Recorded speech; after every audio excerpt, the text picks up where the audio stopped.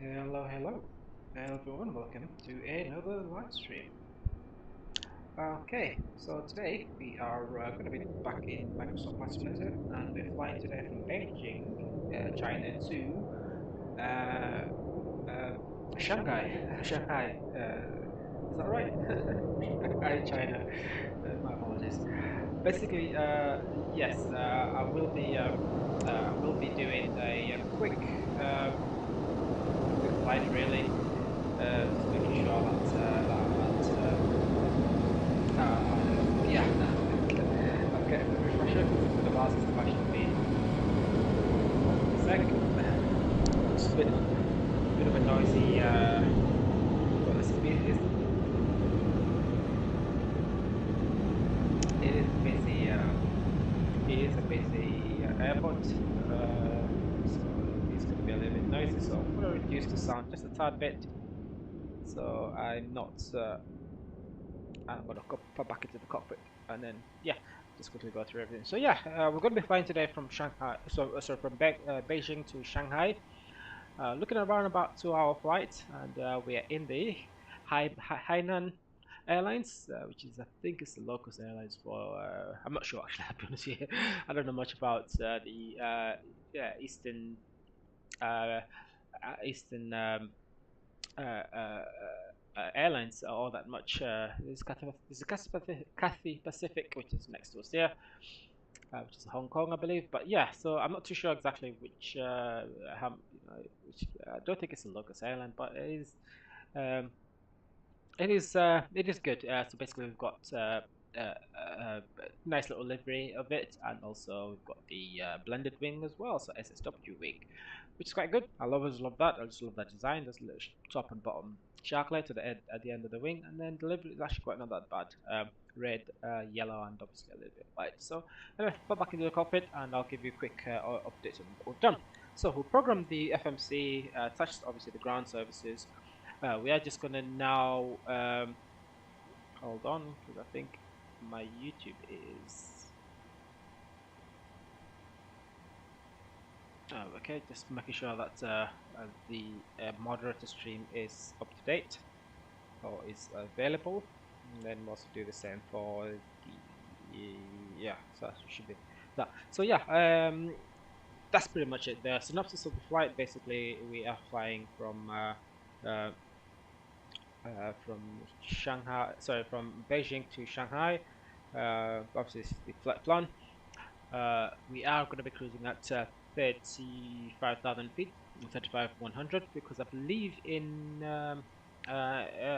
China anyway, they do use meters, so there's a slight difference between hundreds and hundred, give or take. In conversion to 52 feet.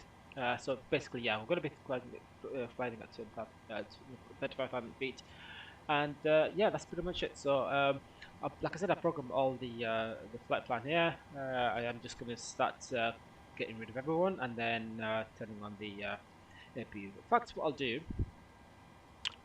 do here is turn on the fuel pumps, turn on the APU, and then hold it for 3 seconds. I'll press it for a short while. Let the APU come on, and then we'll scroll down.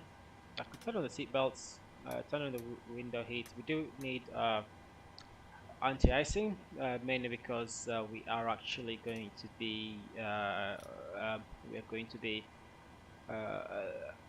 traveling in a little bit under a little bit over, sorry, 4 degrees above 4 degrees Celsius. So with that,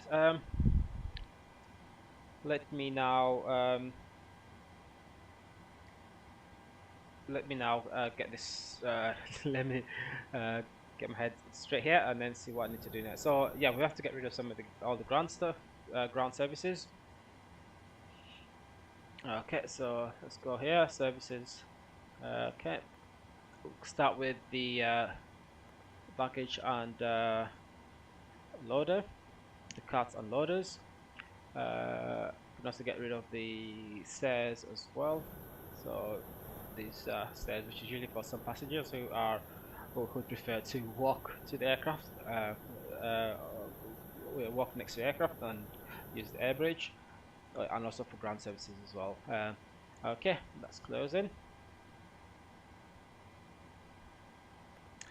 Okay, we can now get rid of the fuel truck as well because we're fully loaded. And we have been burning fuel for a bit, so that's fine as well. Okay, let's get back to the top here, see if APU is available. So I'm going to turn on the information here to systems. Okay, no, we don't need that actually. We're just going to need engines for engine startup. So we're going to be using auto engine startup. So anyway, double check, make sure APU is on. So we can now transfer to APU power and back to the top because it's easy to do it this way. Just that's fine. That's fine. That's fine. That's fine. That's fine. That's fine. That's fine. Okay, passengers can now get ready to go. So I should let me get rid of everyone off the ground first. So all the ground services. So yeah, they're going. With that, I can now get rid of the ground power as well.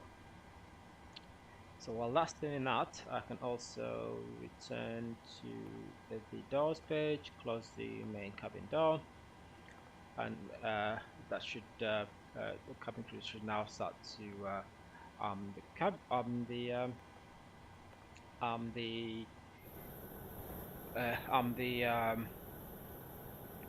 the doors. Okay, so I think that is it. That looks quite good. So just waiting for this the cart to go, and the loader to go. Sorry, and then we should get rid of the wheel chocks. Actually, what I'll do is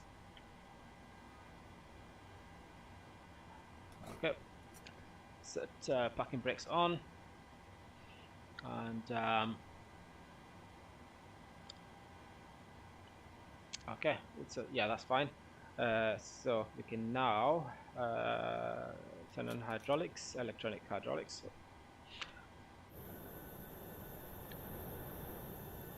Okay, and then what I'll do now is let's see. Yeah, it's always crap. Oh no, usually when when it's been a while. But yeah, I think that should be it. I don't know why LNAV is not engaging, so we're gonna have to have heading select. So follow heading instead of LNAV.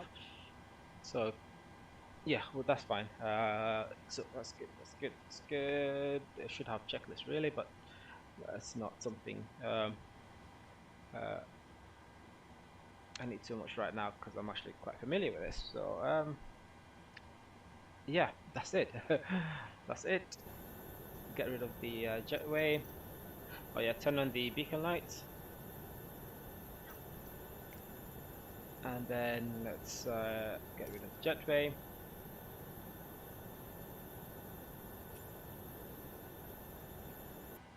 And then we can now let's now get rid of the wheel chocks. Okay, brilliant. That's it. Don't need this page anymore, so we can go into progress page for the first officer. Okay. All right. So I think we're good to go.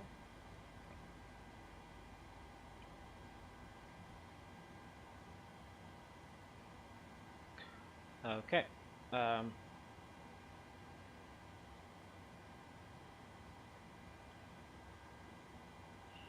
right. Let me just. It's been a while, so a few weeks since I've actually been in the Boeing 737. So that's fine. Brilliant, brilliant. So let me just check if there's any discontinuities in the in here. Just maybe that's why it's struggling. No, it's fine. Runway heading is still the same.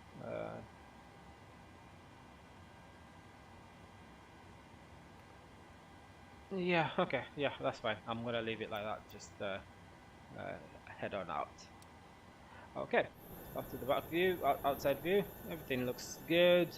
So we're taking off runway 8 left, which is over that side.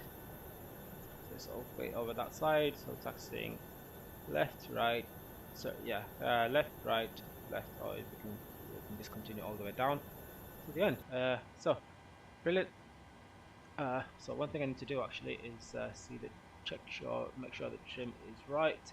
So it's 5 point something. What is it?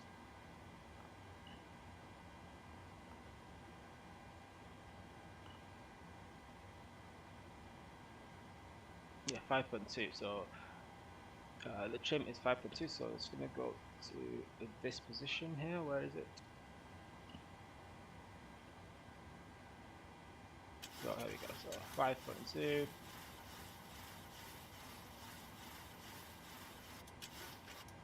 Okay, perfect. All right. So back to engine page, and let's program the pushback.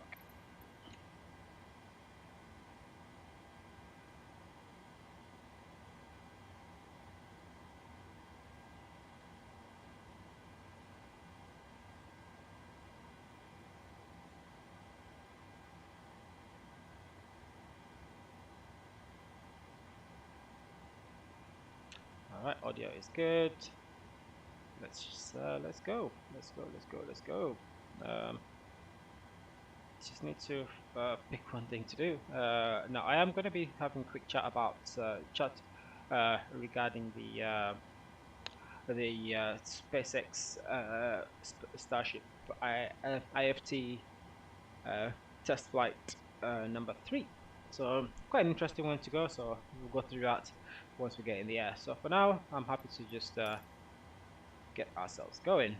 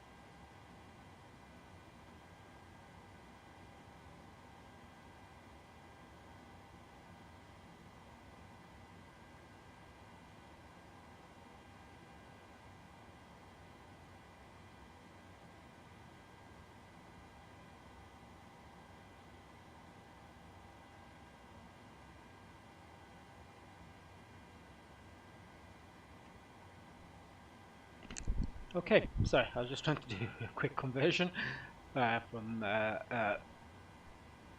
meters to feet. Anyway, so that's pretty much it for now. I am gonna initiate the pushback. Go to the outside view, clear left, should be clear right as well. Okay, let's start pushback. Cockpit to ground. This is ground. Stand by.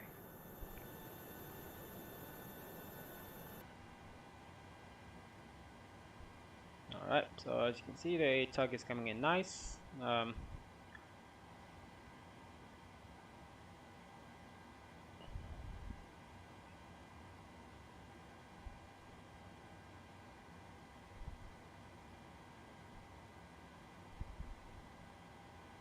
Just have a quick zoom in so you can see where we're going.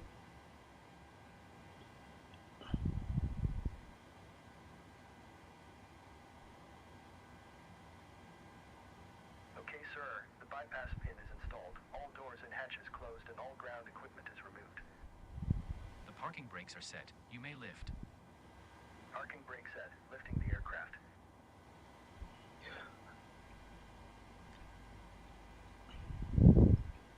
We are cleared for start and push.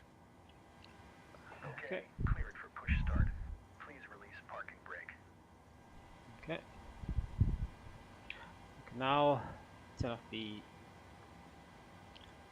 Parking brakes are released. Okay, parking brakes are released, and now might need to get some of the It will start in the sequence. some frequencies here.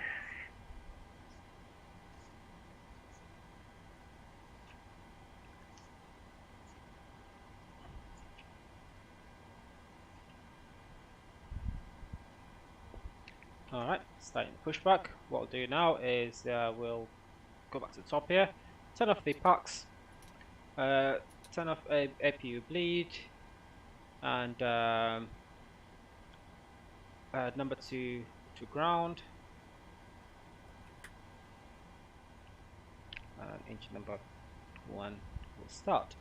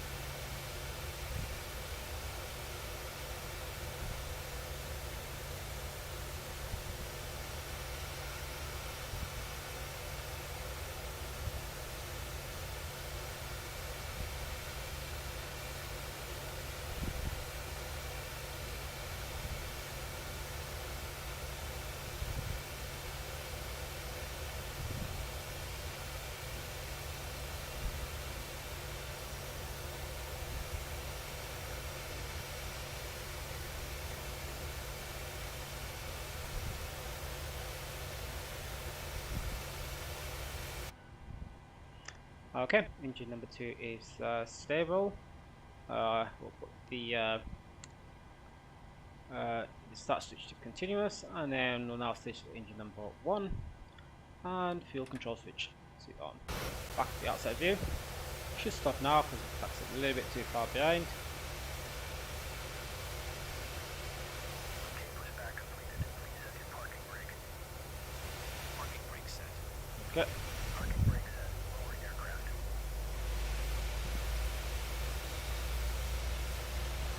Startup is complete. You may disconnect. Roger. Good engine start. Clear to disconnect. Beijing ground final from. Have a good flight. Ready for taxiway. Holding position waiting for visual. Thank you. Goodbye. Runway 18 left, using taxiway Yankee 4 Tango Tree, Echo Tree Cross, runway tree 6 right, Whiskey 5 Foxtrot Sierra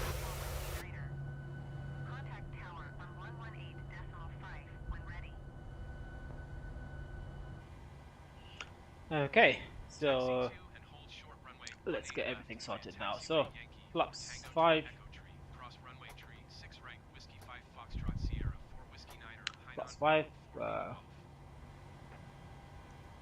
control, full left, full right, neutral, full up, full down, neutral, full left, full right, neutral. Oops. So I've just put the yeah, I've put the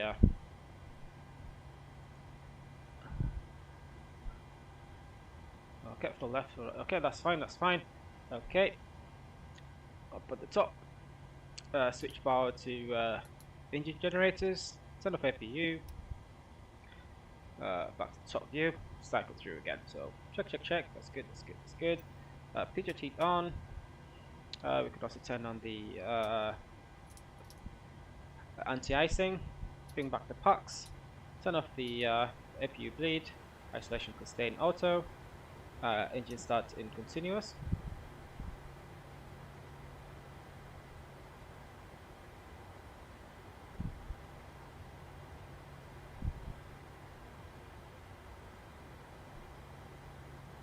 Okay, could now turn on the taxi lights.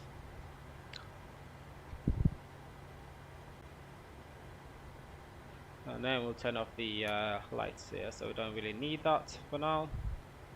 Okay.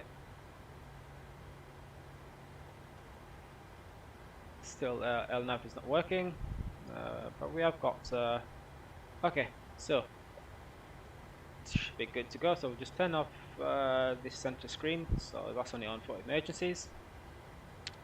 Okay. Okay, I think I'm happy to continue. Yeah, I'm happy to continue.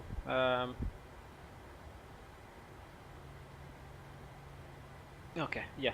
One last thing I need to do actually before I continue is to start the flight recording.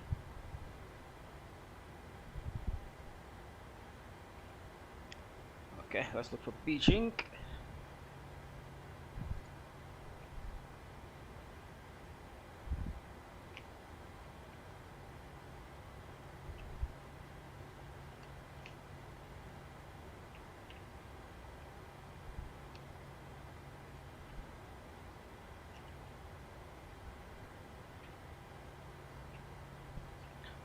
So I should.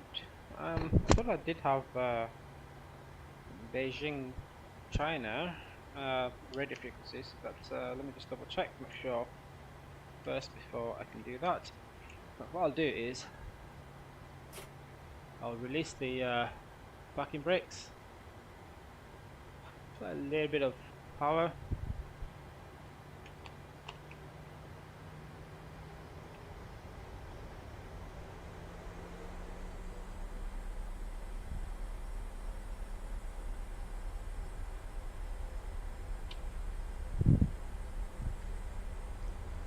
Okay, I'll let it roll at 10 knots.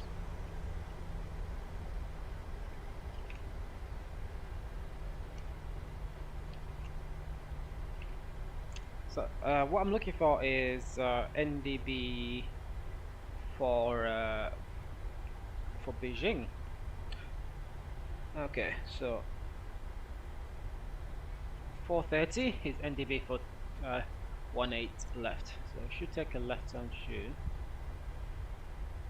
So I think it says 430.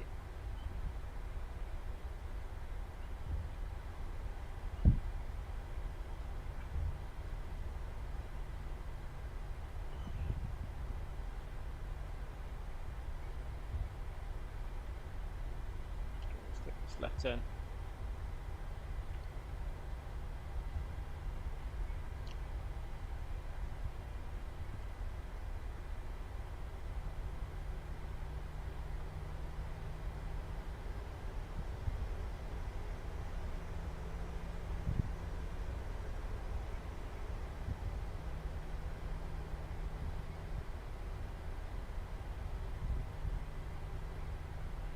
Alright, so that's pretty much everything I need to do for this phase. So let's don't even need start switches in condition. We'll just leave them back to normal. It's only turn it to continuous when it's raining for obvious reasons. Well, not obvious reasons, but for example, when it's raining or when a lot of water being sucked into the engine, basically to reduce the possibility of engine flame out of for flame out of the turbines or combustion chambers. It basically just keep the fuel flow going, but also you continuously try and ignite like a spark plug in a normal engine. Basically, that's what it is. It's just a spark plug in a normal engine. It just keeps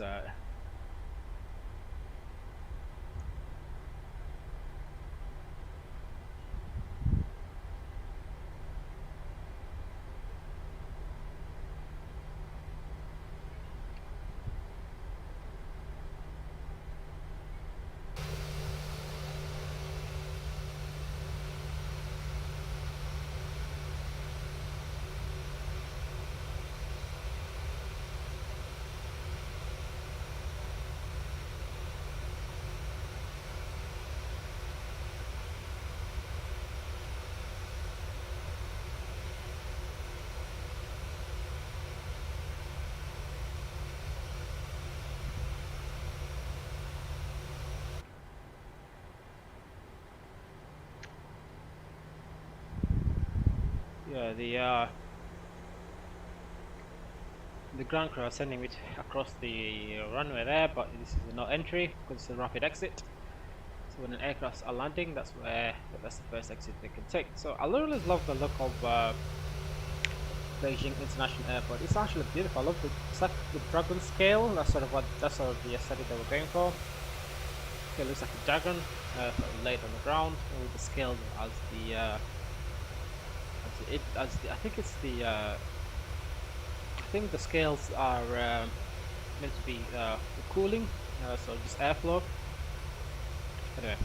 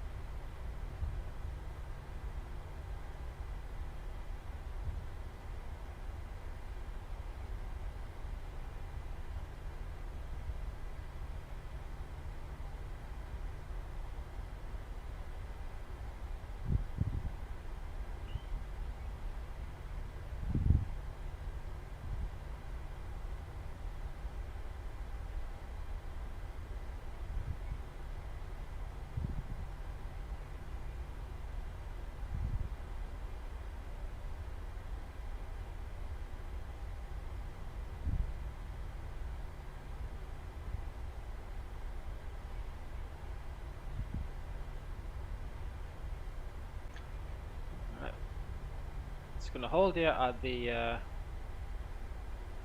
hold here at the hold, and then let's request.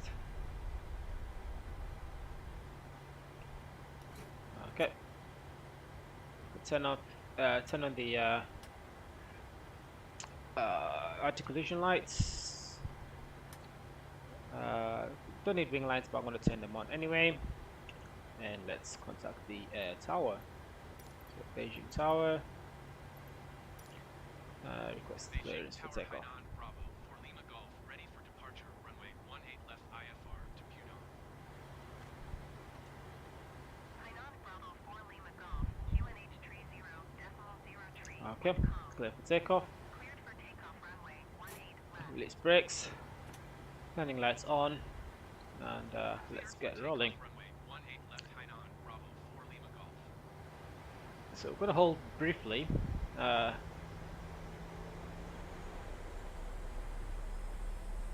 At the runway threshold, just briefly while we take a deep breath, just make sure everything is okay, and then we'll advance power and head on out.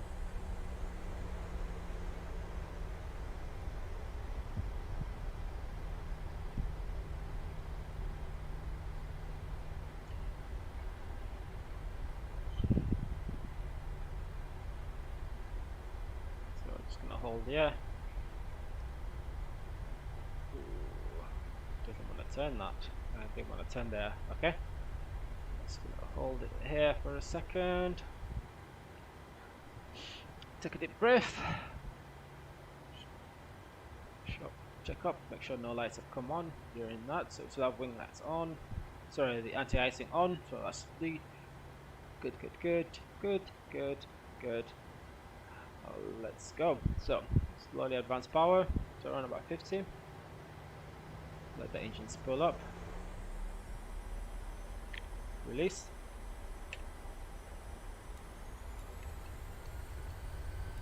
Tug up.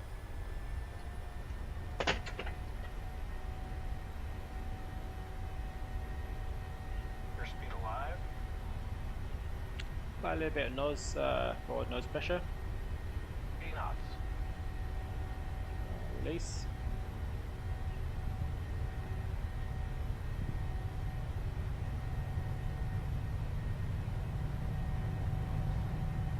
V1, hands up throttle, pull the nose up.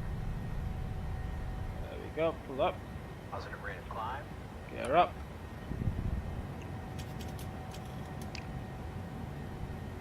So nice and stable.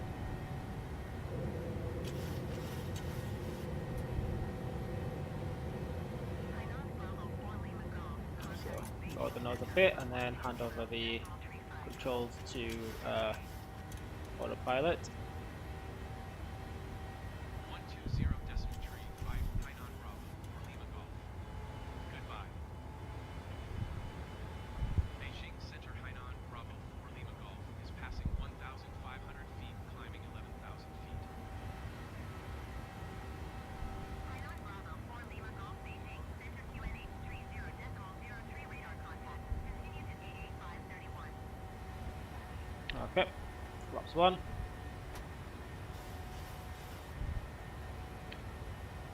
Okay, we can also turn off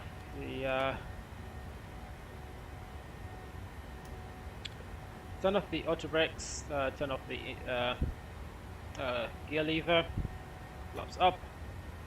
Okay, we can also turn off the tactile lights and running turn off lights.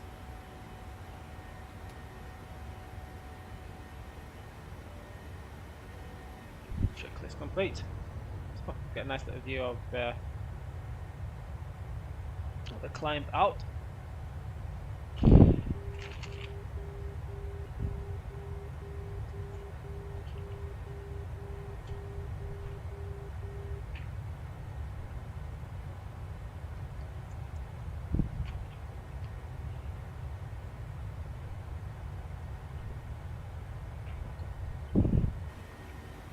Okay, back into the cockpit, just quickly check, make sure everything is good. Okay, the climb out is looking good.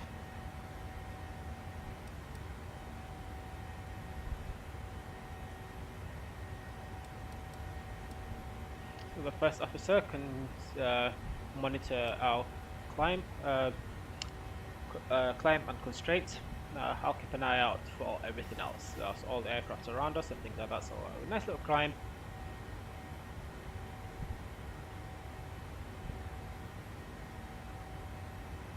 Okay, 5,000 feet, nice and easy.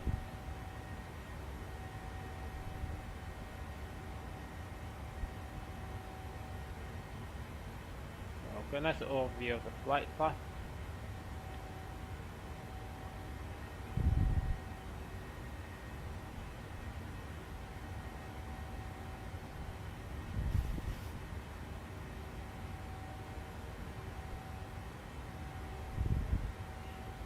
Alright, nice climb. So I'm going to change the view a bit so I can sort of enjoy the climb out of Beijing.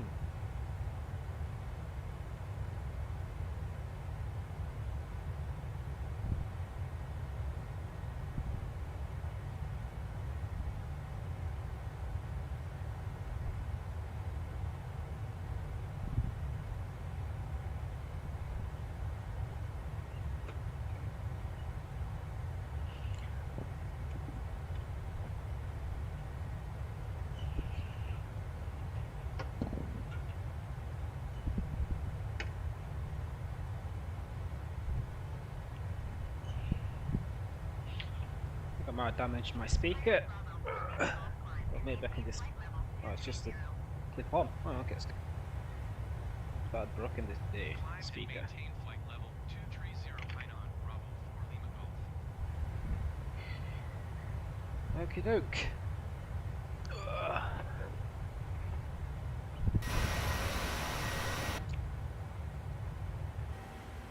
Alright, so transition altitude, we can now set that to standard, both on the backup. Yep, that's fine. So crossing 10,000 feet, we can turn off the the landing lights and also wing lights,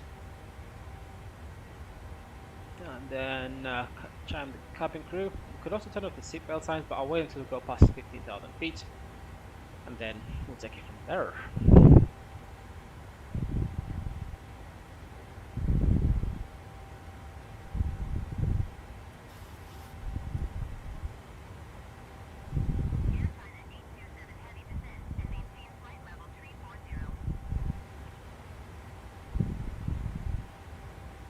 Okay, so I'm going to be doing something simple, well, something quick. Obviously, trying to make it simple. Basically, I'm going to quickly have a review, well, have a quick review of the flight with the SpaceX IFT Flight 3 today, and I'm going to have a quick look at what Thunderfoot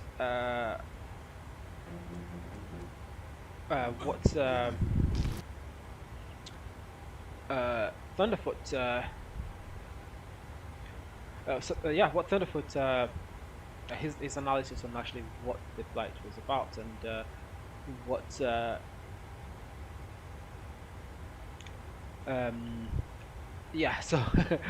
basically he has a sorry, I'm trying to do things. I'm trying to think of how to do this because, like I said, I'm quite new to adding extra an extra screen onto the flight, onto the stream. But yeah, I just want to quickly give you Thunderfoot's analysis of the flight. Are you tired of struggling with weight loss? Fed up with diets?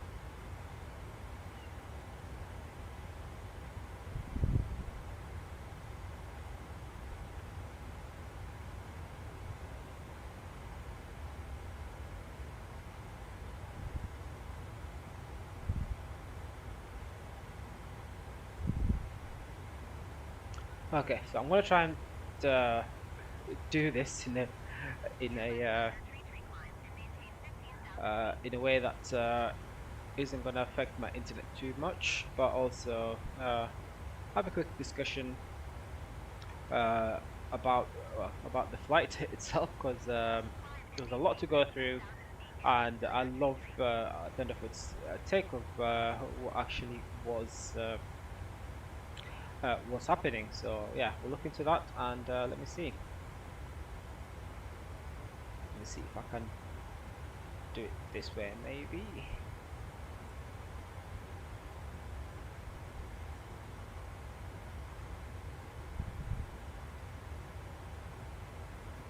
Oh, so that's not what I want to do.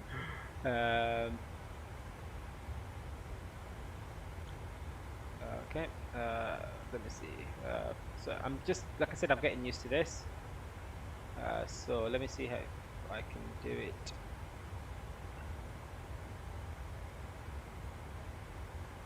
Okay, so that's not what I want. Just gonna get rid of that. Alright, so we're gonna do it using browser source. I'm going to paste that in there.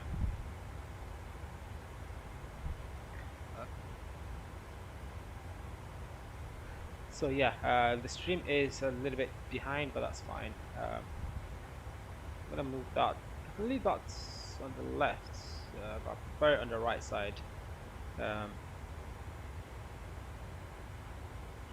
Close. Put this down here to the right side.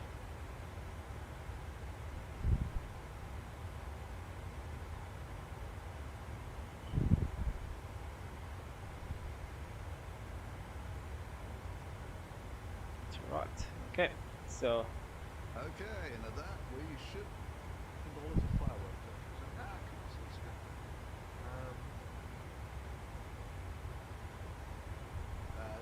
So, So, for anyone who doesn't recognize this gentleman here, he's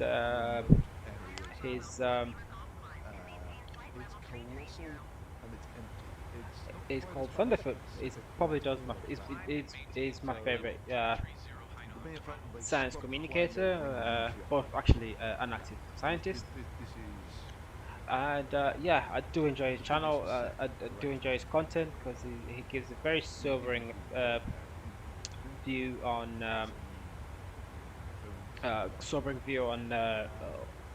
basically what Elon Musk and SpaceX are doing, even just Tesla itself. It's good at sort of doing debunks, so it debunks people's claims, and yeah, very highly it's a channel I very highly recommend checking out. So it does really good content, and if you want a good view of and we are down to almost 15 minutes. 15 minutes till so let me get a little bit closer to where we need to be, I'll quickly talk. Is it blown up yet? Is it blown up yet? Okay, I need to do some settings first as well. No, it's all just sort of sat there. 3,000 tons of blowy up stuff on the pad. Okay, so I want to try and get the audio in as well. So I want to. On Smarter Everyday's video, he's basically. I want to be able to. This whole, from an engineering standpoint. Alright guys, so this is the easy ritual that's helped my grandma drop close to 72 pounds since April of this year. Yeah, and you get nonsense as well. So there's a lot of ads and stuff for YouTube. So let me just quickly sort this out. No. Where is it? Filter. And she swears by it to everyone because it's completely I've forgotten how to do this now. Oh, here we go. Okay. Interact. We don't want to. We just want to get rid of that.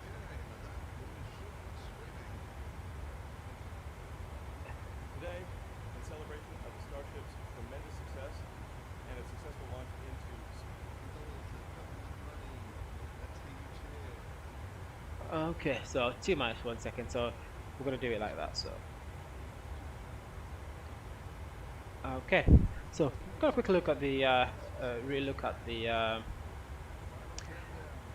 flight again. So we've got about 1 minute. I'm trying I'm just getting used to this, so you have to bear with me. Boeing 193 climb and maintain flight level 210.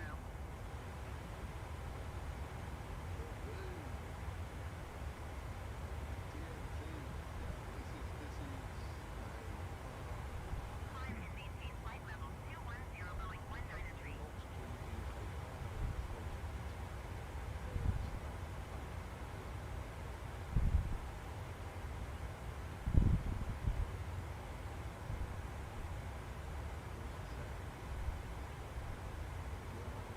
Let's see what you got. Let's see what you got. Hit me, baby. Hit me. Good. 1 minute. Thank you, Richard. 10 minutes. Actually, it should be good. I should know what it is. To see which lasts longer. Start with the Starship mission.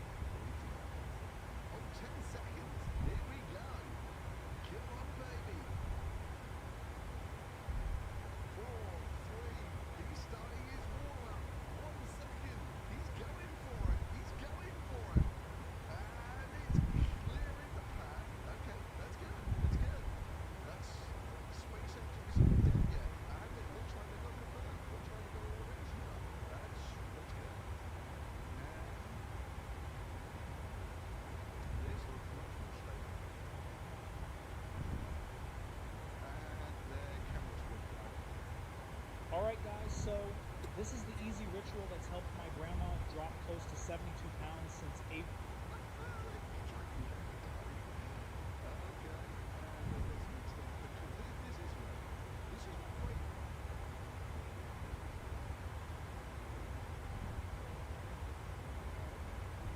I'm going to go back to 4 minutes. I really wanted to increase the volume of the browser source as high as possible.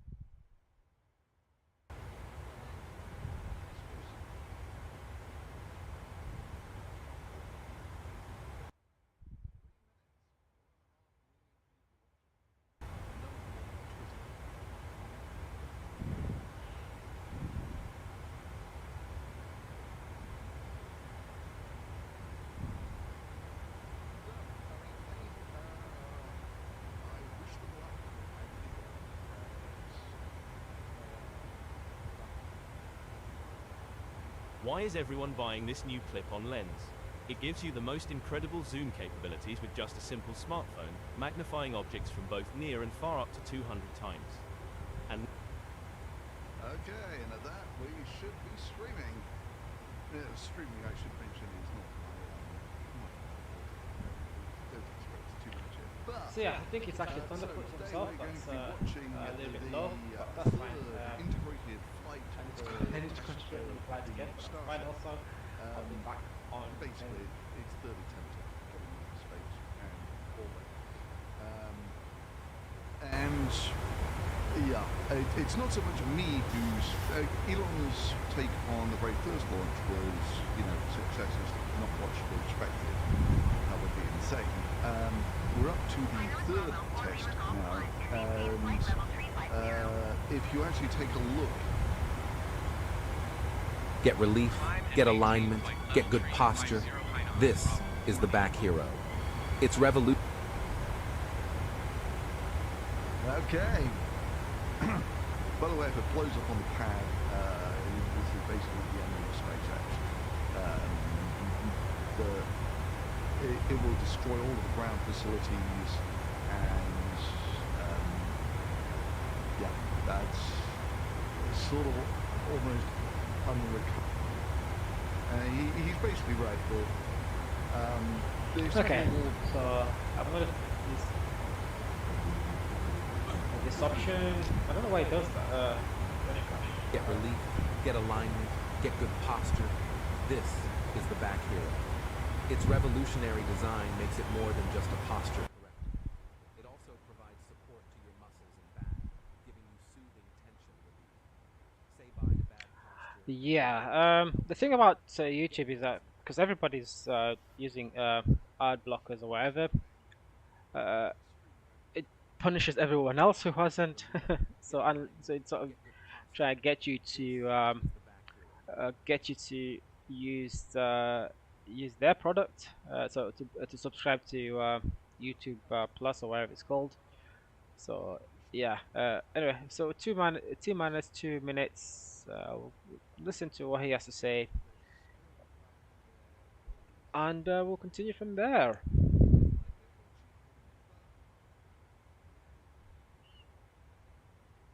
Hey, Midnight. Hello.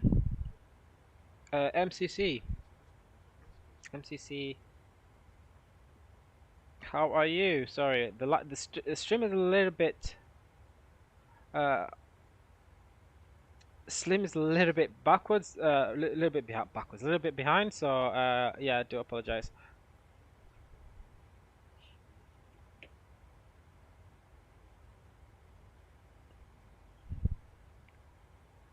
Okay, so let's quickly go through this flight.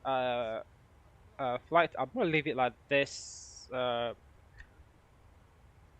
on my part, I can't hear him as well.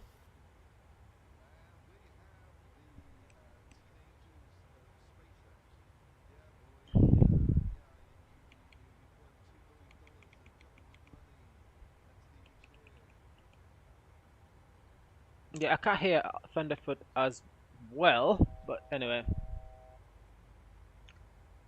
Hospital.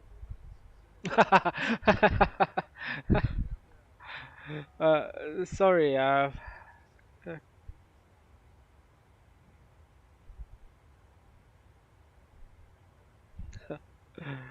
Autocorrect.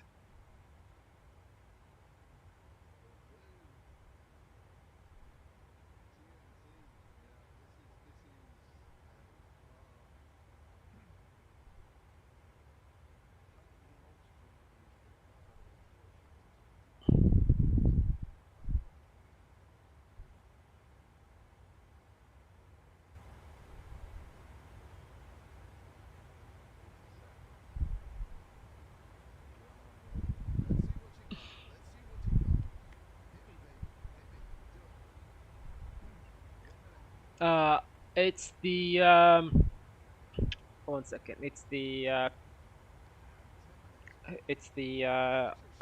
PMDG 737-800.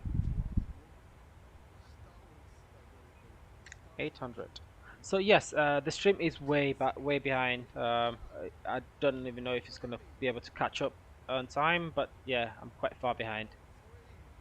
Triple climb.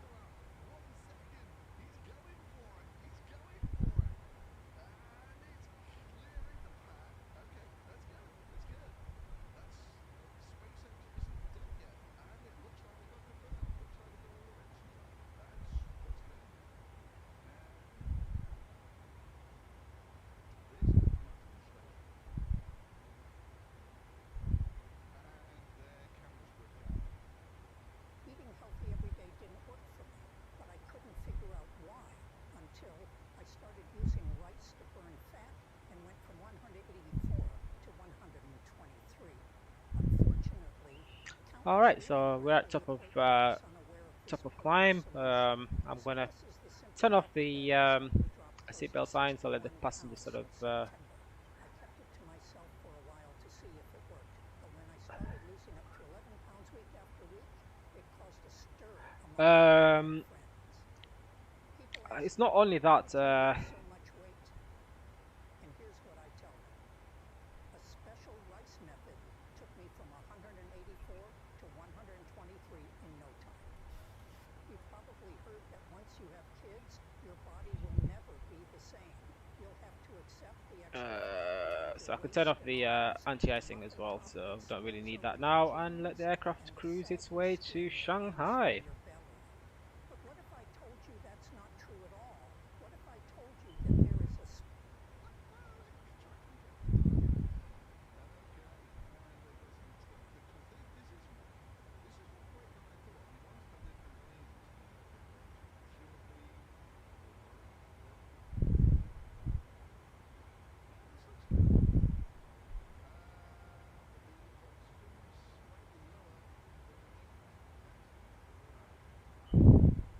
Yeah, I do apologize. The stream is quite far behind, and blah blah blah. Something I'll sort out sometime in the future. I think it's something that will be sorted out using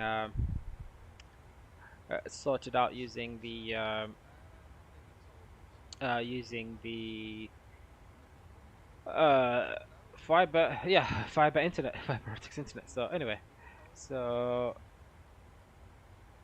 get rid of ambient mode, maybe. I don't know.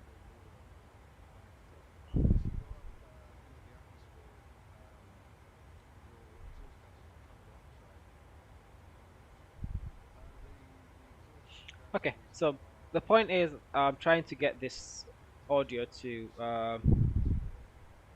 work, because it's not as clear as I did like. But anyway, I might put on the SpaceX's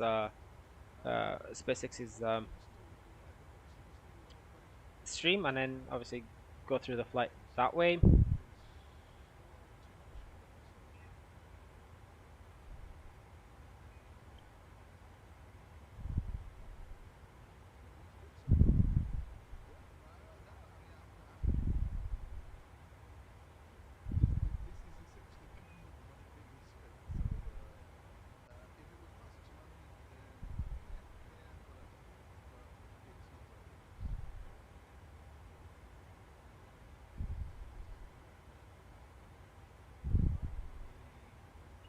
Okay, let me What am I doing wrong? I'm putting my blood, sweat, and tears into these ads. Why are you so anxious, man? Because I'm not reaching new audiences. Why don't open a Taboola account? What? Don't ask so many questions, bro. Just trust me. Enter your details here. Now, let's start a campaign.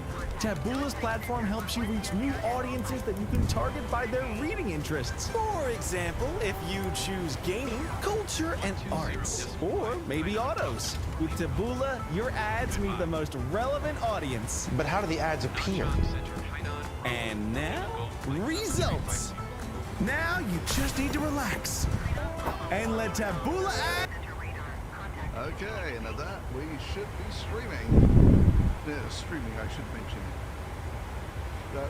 Bob, wet wipes, toilet open. Remember, bin wet wipes, lock nights.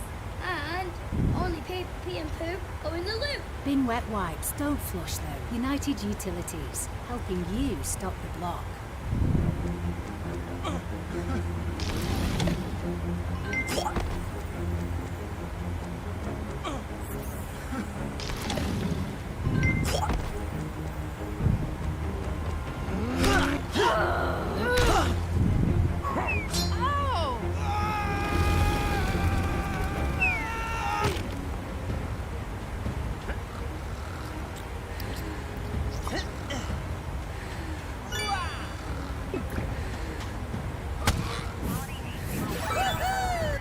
So the other thing that they're most likely to run properly is the last launch that they had. Snow. It's snow in Florida. The last launch that they had, they lost a load of containers. So that even if this thing had made it into orbit, it would have never have survived re-entry. Okay, so unless they've sorted their. I'll leave it as it is. I'm not going to follow that, but I'll come back. I mean, they're still sort of foundering the first hurdle. Is it impossible to make this thing work? No. It's like, is it impossible to make pipe work? Because I really want to know impossible. It's just go through this. what must be in terms of actually building pipe was underfoot. It's With actually quite nothing. interesting. Guy. We got 4 minutes. We'll stick with the feed. We'll stick with the feed. But at some point, I want to show you the Elon Musk test hub. You know, the rapid.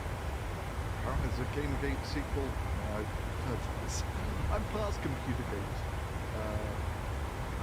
Notice me putting down ways. So, 1 minute 46 seconds. And we have the teenagers of SpaceX. Yeah, boys, yeah, you blowing $2 billion of government money. Let's hear you cheer.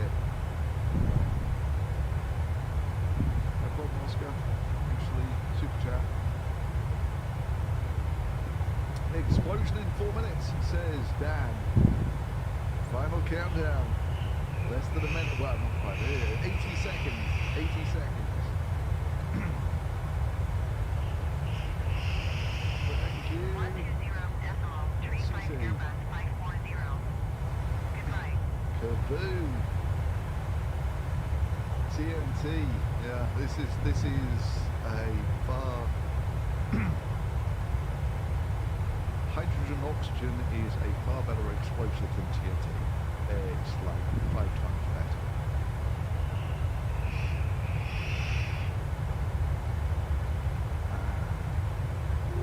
Seconds.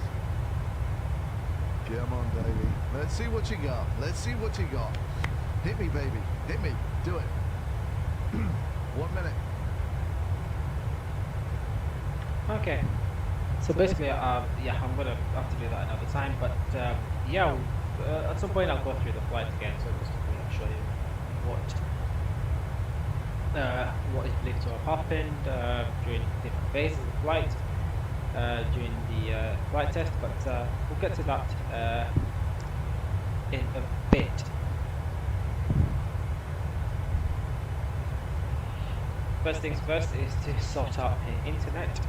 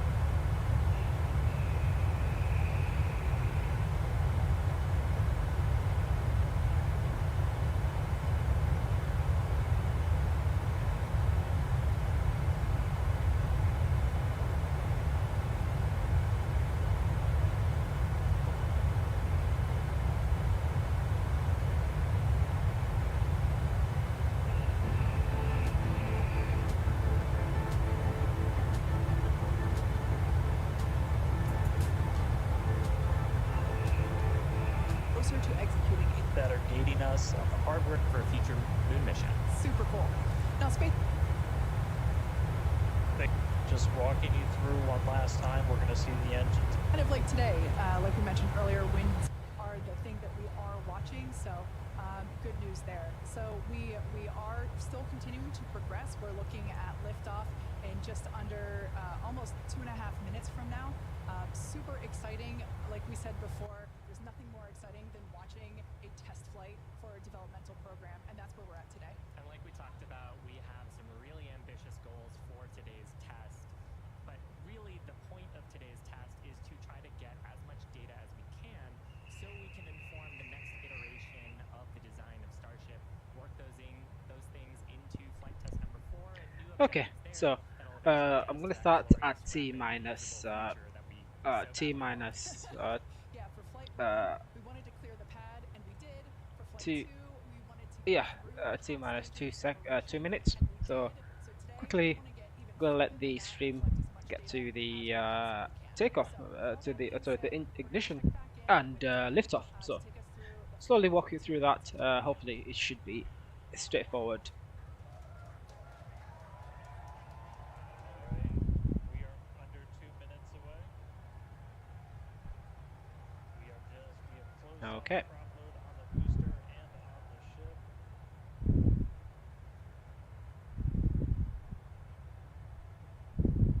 We're starting to hear some good news that it looks like winds are not going to hold us up, so there's a good chance we can blow right through that 40-second hold.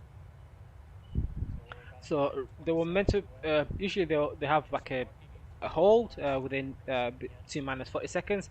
That's to just give the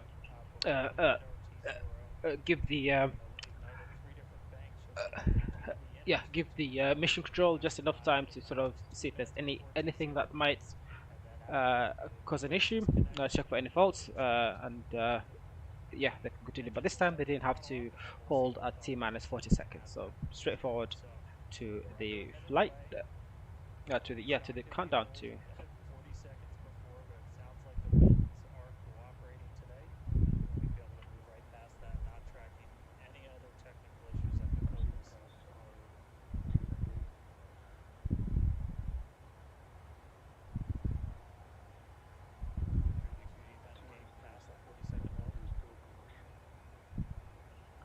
Okay. So I'm just gonna let the the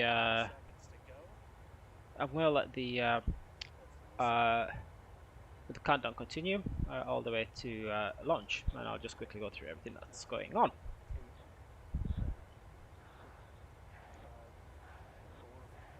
Three, two, one. So we had good ignition. In fact, after the launch, there was actually it doesn't look like there was any damage. There's a bit of debris thrown about, but that's expected because you can't always have a clean launch pad. But anyway, so nice little ascent, ascended nicely.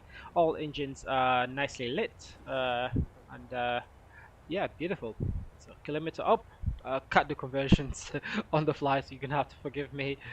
But yeah, we're gonna just nicely. So yeah, everything is going really well. There's a slight little rotation, as you can see. It rotates and sort of reduces the angle of attack. So instead of going vertically up, because a slight low angle of attack, and this sort of allows it to not have to expend too much energy to get it higher. So you can just use the curvature of the Earth to actually get an orbital insertion. I think probably the best way to say that. But anyway, nice and easy. As you can see, it's really beautiful. It's a really beautiful climb out, and you get the vapor plume. So basically, methane does burn clean. It's a clean burn because the byproduct is H2O, and basically that's what that is. It's just a cloud of water vapor. So the best way to know if there's an issue with any of the engines or the Raptor engines is if there's a bit of soot or a bit of dark cloud uh, in its exhaust. That's when you know there's it's not burning clean, but it looks to be very clean, and you get the mark diamonds for each Raptor, but then all of them combined creates a mega mark diamond. So let's get going. T plus 2 minutes now, and we should be approaching engine cutoff and stage separation, with also staging as well. So it's a hot start.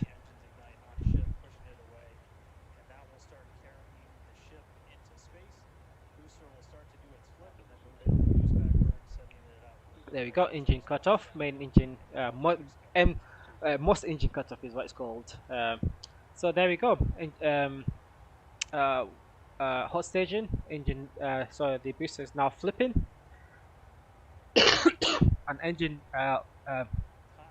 lights up for lights up for the ship, and it continues its way to orbit. So the booster now flips, turns on 3 center engines and the inner ring. This is sort of to help it slow down. So just it's like basically flip. So the thrust comes from obviously from the engine, which is mounted at the bottom, and that pushes the rocket up. And then in order to do the same, to slow it down, you just flip it over and then reignite the engines on the opposite direction, which slows you down, and then allows the booster to fall allows gravity to win basically, and pull the booster back towards Earth. So yeah, that's the entry burn. I believe I have to remind myself. So once the flip is completed, and the booster has basically slowed down enough that it's now falling back towards Earth, you don't need to do anything else. Just turn off the engines, and let the booster fall. Now think of it as balancing I don't know if you've done this before when you're back at school. Basically balancing a pencil on your finger, and that's what it does. It's the same process that it's the same thing that Falcon 9 boosters do. So just fall down straight from space.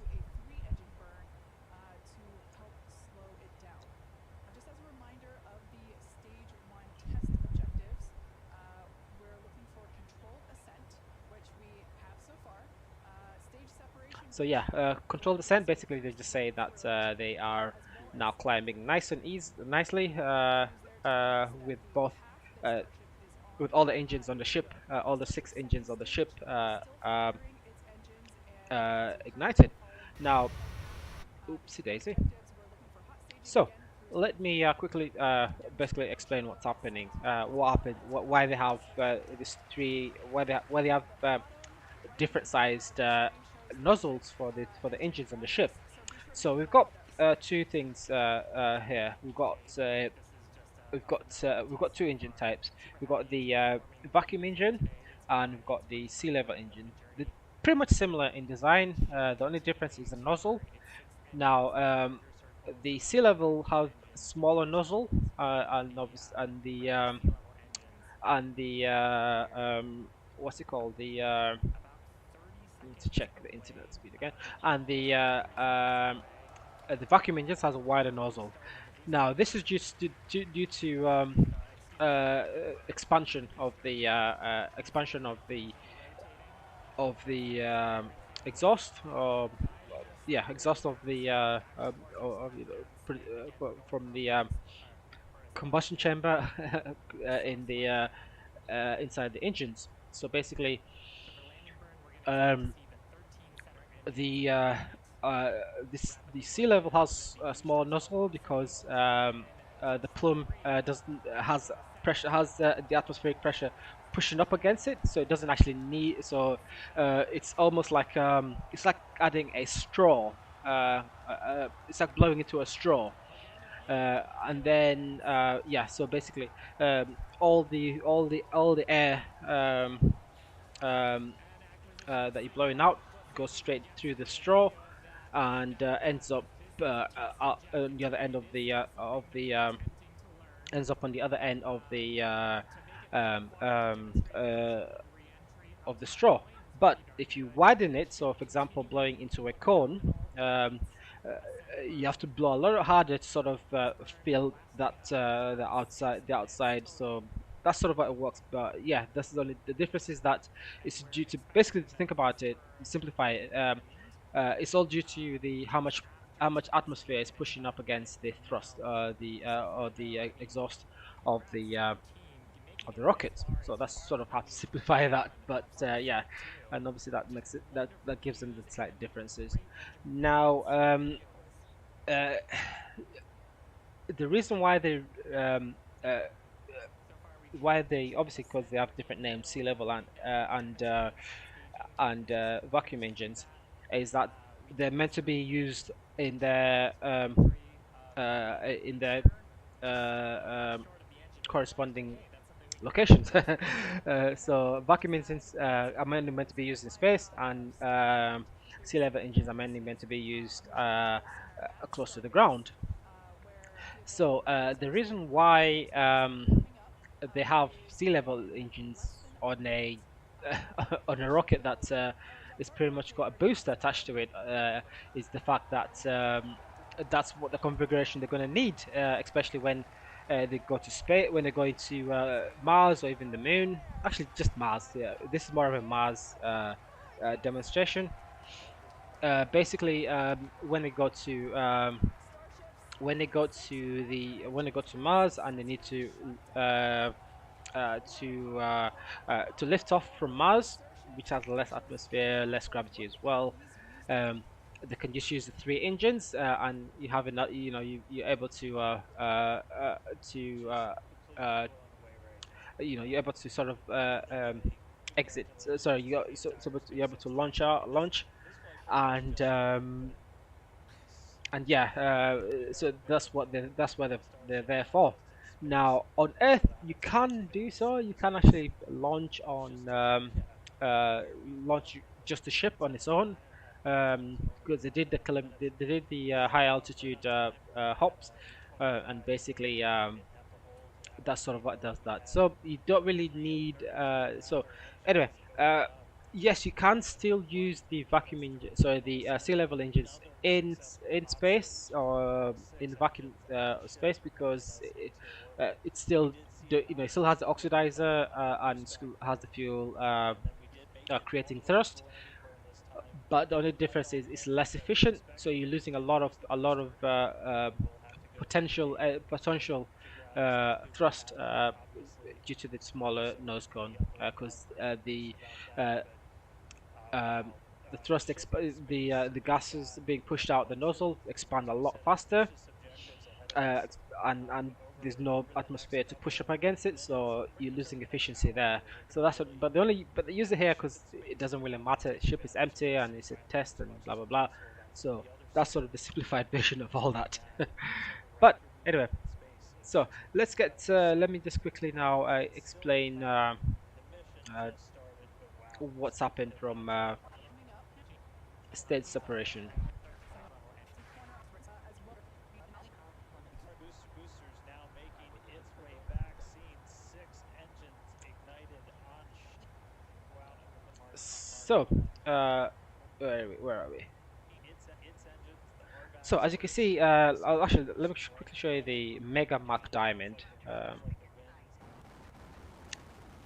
Nice little view there of a drone shot of the booster launching from Boca Chica, which is something I'm gonna visit at some point. So, see, there's a little bit of a little bit of dirty cloud there, which means that it's not a perfect burn of the methane, because, like I said, methane burns clean, with the only byproduct being hydrogen.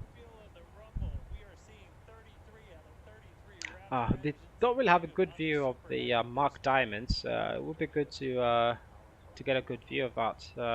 Now there is a NASA high altitude uh,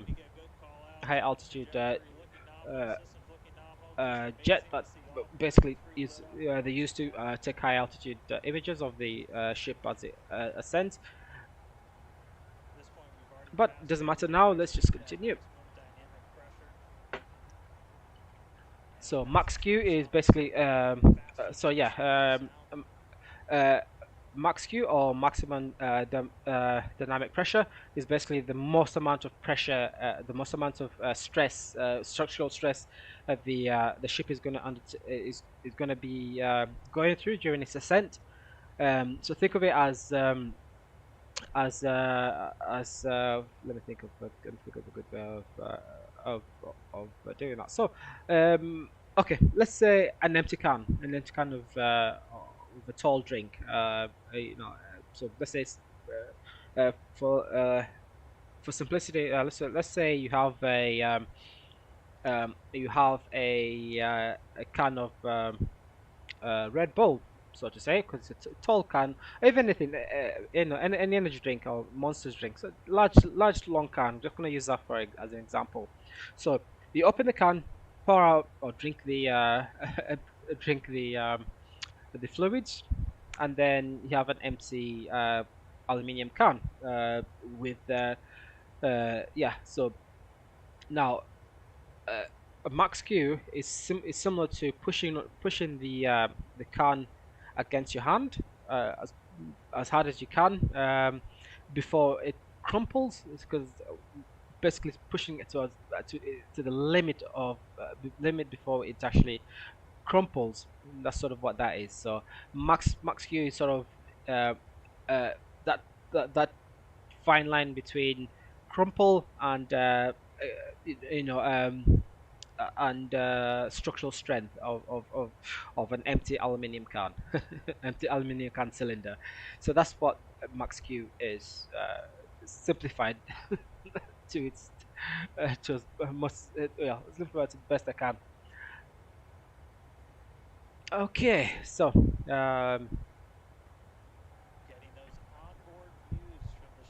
so you get that very large plume. So that's the hydrogen. Or the byproduct of combustion between LOX and sorry, the byproduct of methalox combustion. Alright, so you see the plume gets a lot wider because the atmosphere is a lot thinner. So the plume of the plume of the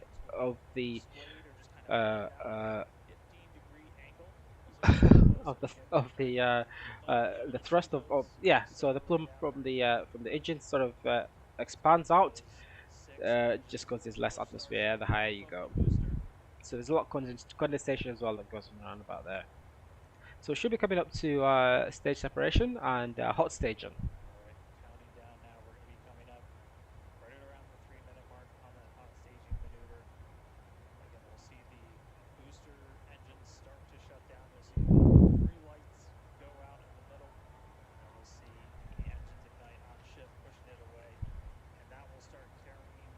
Okay. There we go, engines. So they turn off. So basically, what they do here is they'll turn off all but 3 engines all from the booster. Now this is called MECO, which is basically most engine cut off. There's most engine cut off. I think in the second stage in Falcon upper stage, it's called MECO, which is main engine cutoff, because it's just a single main engine. But with this, with 33 engines, they turn off 30, leave 33 the 3 center engines lit. So that's so you still have a bit of upward momentum as the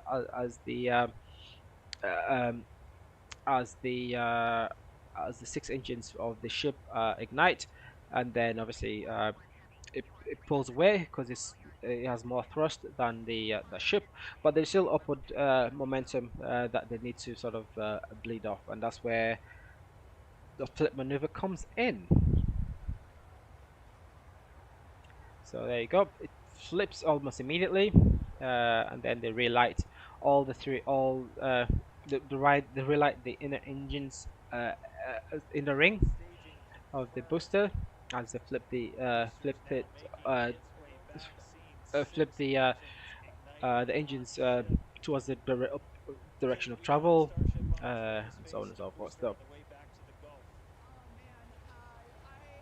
So everything so far is going perfectly from launch, from T-10, T-0 to now. Everything seems to be going really well. Good hot staging, great engine light, flip and burn also, but this is space flip and burn.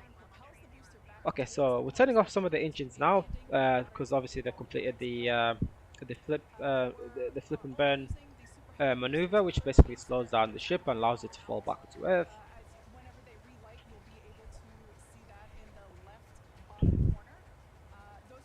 So this looks like there's a bit of venting there. You might see there might be a little bit of venting there.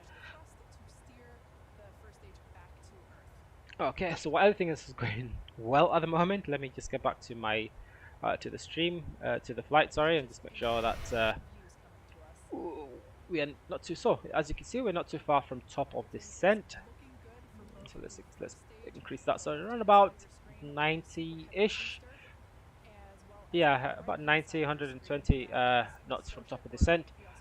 Should be fine. So let me start preparation for a reroll. Okay, so our landing runway is 35 right, so 350 degrees.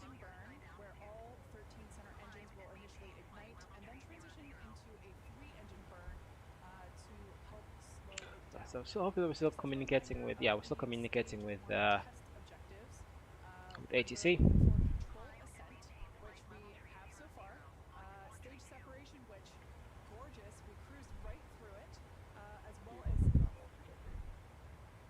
Okay.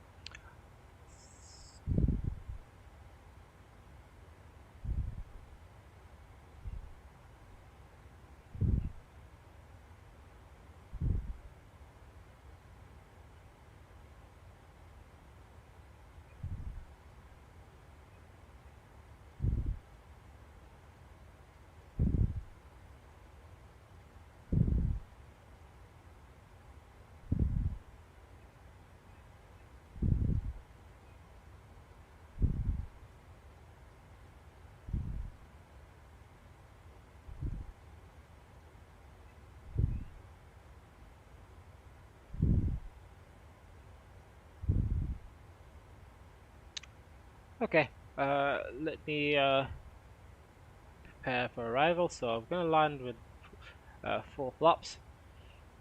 Okay, weather at let's get to the let's get some arrival information. So I've got 4 knots at 80 degrees, so that's fine. So it should be a smooth landing. So not a lot of wind, just 4 knots. Okay, that's good. Let's landing dispatch. So let's get all that information in. So we've been given runway landing. So yeah, let me double check. So we're landing runway.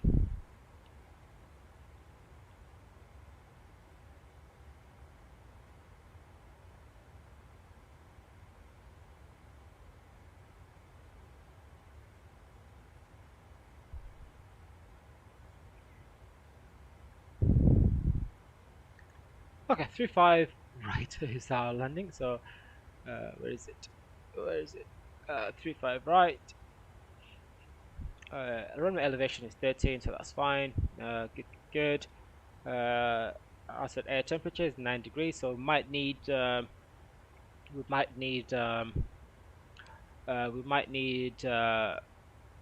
anti-icing. So we're just gonna put anti-icing on for wings and lighting, just in case there's some moisture or low level clouds. So it's just to sort of reduce the possibility of icing on the control surfaces. Okay, good. Calculate. Alright, VREF is 151. Yeah, 151. Alright, brilliant. So 80 nautical miles from our top of descent. So I'm just going to keep that like that. So I think we're done with this part. Let's now get the platform altitude. So altitude we're going to be descending all the way down to before we are aligned for final or during final. So it looks like yeah, so 3,000 feet I'll probably say. So yeah, I'm gonna put 2,900, because as mentioned earlier, China uses meters instead of feet, so we have to always consider that in the calculation. So there we go. So 2,000. That's good. Yeah, basically it's gonna automatically start the descent for us. So I want to get to top of descent. So I don't think I've got Shanghai frequencies anywhere.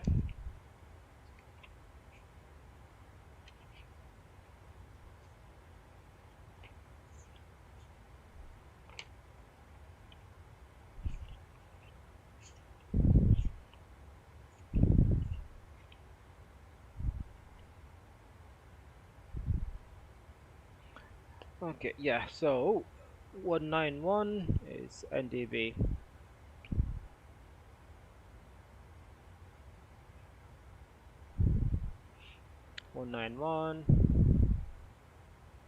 Okay, so I'm just gonna quickly go through the complete this this part, but I need to keep an eye out for the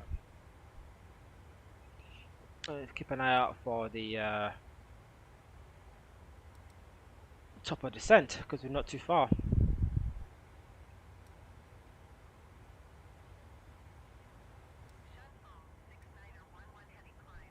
Okay.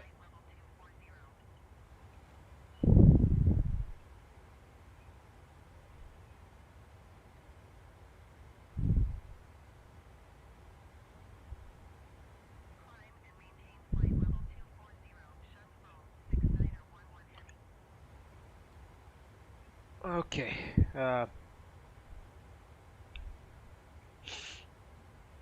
Where is it? So let's get to that. So this is everything. So everything's going well for the moment. Boost is nicely descending down, dropping through the atmosphere now. Just some nice little high altitude clouds there. Beautiful view. So yeah, this is the everything's all going well here. Shift 28's engine cutoff. So all engine cutoff, I believe, for the ship as it continues to accelerate to orbit. Now this is where people. This is where, in fact, Thunderfoot was saying that the issues began quite earlier on, because he's saying there was not even burn, or even what's the word? Yeah, an even burn, because you have to have even ratio between the burn, or between the methane and liquid oxygen. So there should be an even burn. Yeah, there should be an even. It should be okay. Try to think of this. So, for example, let's say you have 100% yeah, 100% fuel in both tanks, oxygen and methane. So as for every percentage it goes down, let's say in the methalox, there should be an even amount. There should be the same amount burnt or lost or used in the lox, um, and vice versa. So now there was a slight discrepancy. I think Thunderfoot says that there was more there was an even burn between the two. I think there was uh, more LOX used than methane, more LOX burned than methane. So that's another issue that was uh, been looked into. But as you can see, there's a lot of venting. As you can see in the image here. Now, originally I just thought it was due to it was planned. It was a planned. It was a planned planned. It was planned injection of the planned planned yeah, plan. It was planned basically. So the planning the plan to dump out the some of the oxygen, but as you can see, it's quite a lot and it's quite consistent. And yeah, so this is sort of where everything sort of went wrong. So pretty much everything started going wrong from quite early on, but um, so we want to see the booster. So the booster was coming in nicely. As you can see, it's dropping through the thing, and then the grid fins there are now taking over control because getting to the thicker parts of the atmosphere here, and this sort of allows them to control the ship, control the booster as it drops through the atmosphere. So the grid fins sort of act like I'm trying to think of. It's like running your thing. It's like running a sieve through water.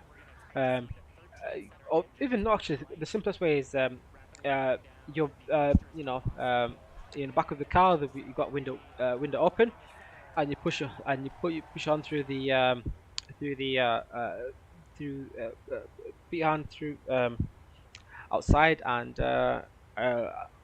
basically allow the airflow to sort of go through your hands, and you tilt it up and down, and you sort of um, change the height and position of your hand as you in a moving vehicle. I wouldn't recommend it just in case there's a car coming on the opposite side. Anyway, so that's something that the grid fins do. Basically, just keep use the airflow to sort of control the ship's descent. So already there's a lot of issues, as you can see. There's a lot of yeah, it's working just hard just to keep it leveled. So the struggling to as you can see, there's two engines that are lit up at the moment, and there's a little bit of green flash if you noticed. That's where the telemetry sort of was lost. So yeah, the booster was lost at that point because it was dropping really fast, and I mean it's supposed to land in the Gulf of Mexico anyway, but you know, well, there's nothing they could have done, to be honest. But anyway, there you go. So the booster was lost. The ship is on its way now. So the ship did perform two of its three goals. One was to test the pest dispenser door, which is a Starlink dispenser. That's quite easy actually, because it's almost. I think the best way to describe it is like testing your remote control for a garage opener. That's all that is really. Garage door opener. Sorry. So if you have a remote control, that's all that does. Now the most interesting one is the is the is the fuel transfer from header tanks to the main tanks, just because they're going to have to use that to refuel, especially when they're doing orbit refuel for the DM1 missions or any missions to anywhere really, even to Mars or to the Moon. They're gonna do a lot of um, mid-air, orbital refueling. So that's a good test. The one that failed was the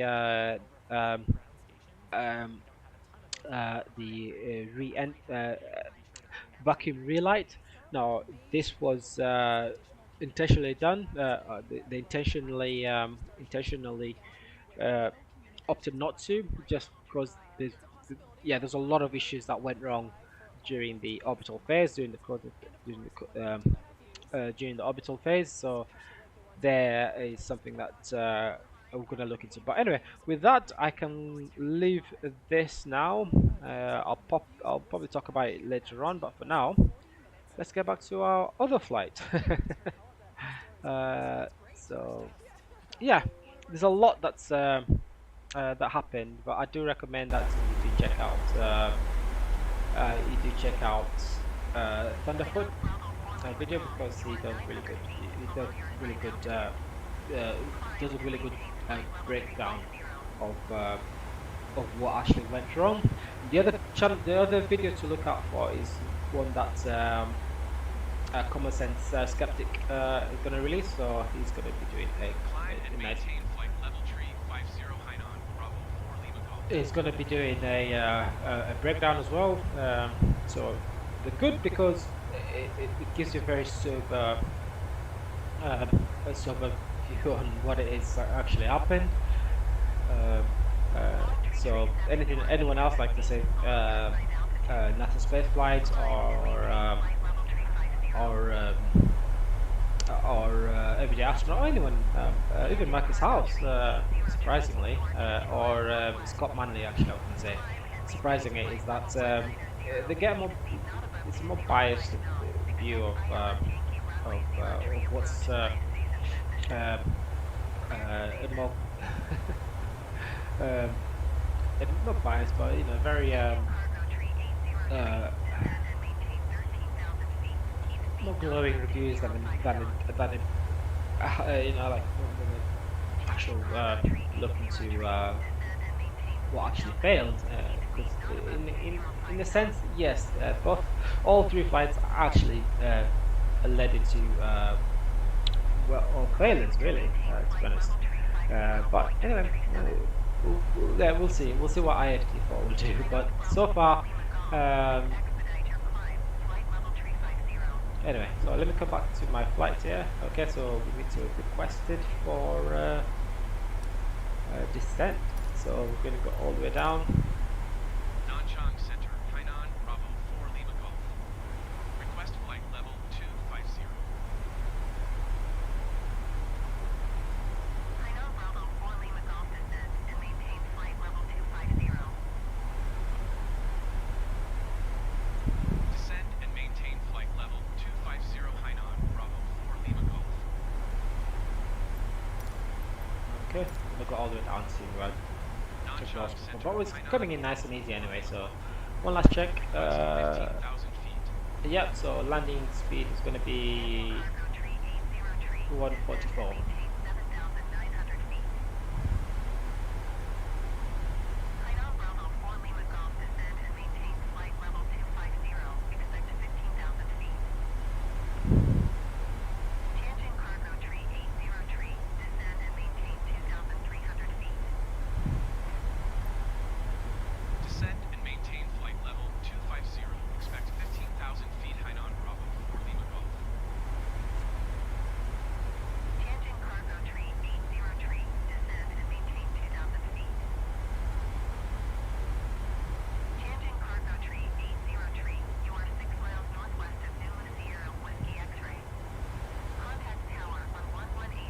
Okay, so 27,000 feet, nicely descending. I'm having a little bit of internet issues, but that's fine, we'll sort that out shortly. But yeah, so we're not too far from Shanghai. We're actually doing quite well.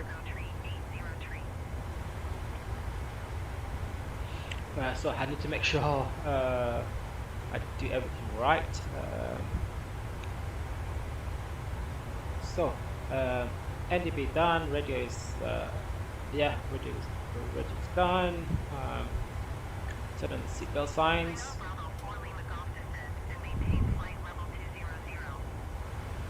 Okay, this has been cleared to. Let me see if there's been.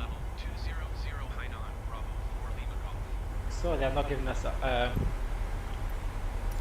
arrival instructions yet, so that's fine.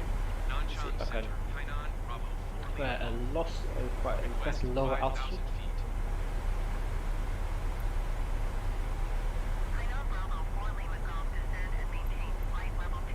Okay, brilliant.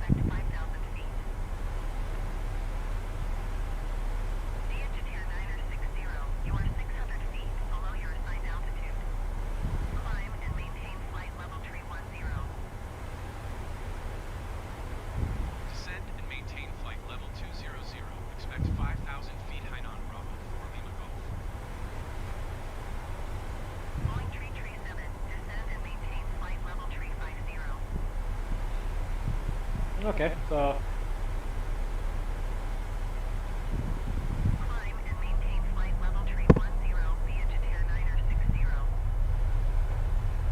coming up the coast, beautiful views outside. So hope in the yeah,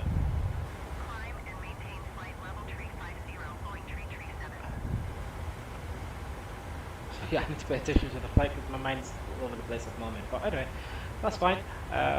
So still descending 24,000 feet. Let's go to the top.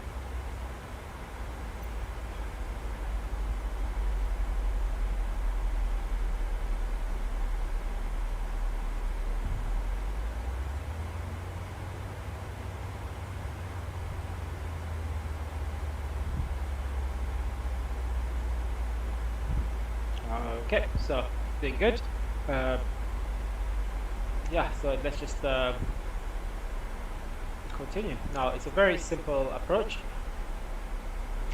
So we're going to approach runway from the left, and then turn parallel to the runway, turn left, and left again, align for final. That's pretty much it. I'll quickly go through it now.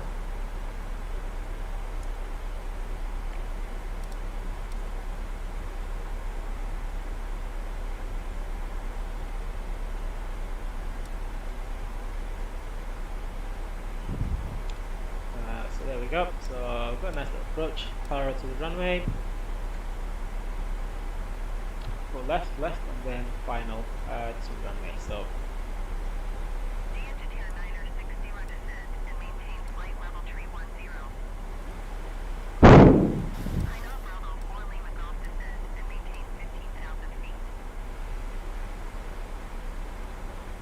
okay, so just keep an eye out for the weather as we keep going. So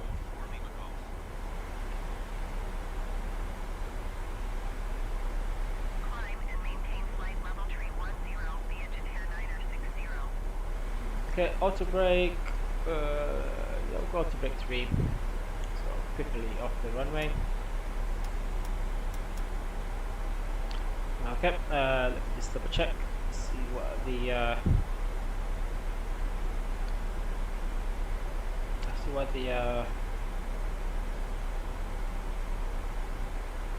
runway looks like at or what the exits are like for runway 35 right. So I don't know if you're taking the right exit or the left exit.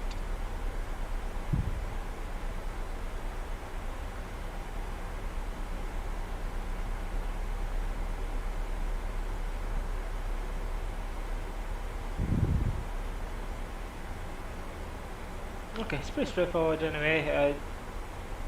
There's one halfway down. Yeah, 35 right. So turning right.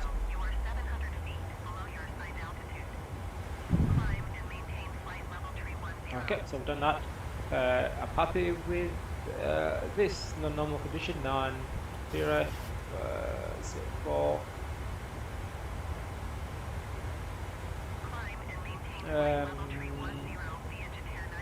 Yeah, so we're going to use speed brakes 3. Okay, brilliant. Don't have to come back to this. I can go to the maps page now and follow the flight from here.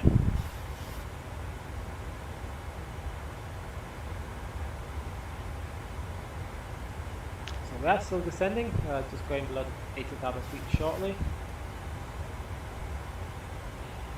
So we can increase the drag. So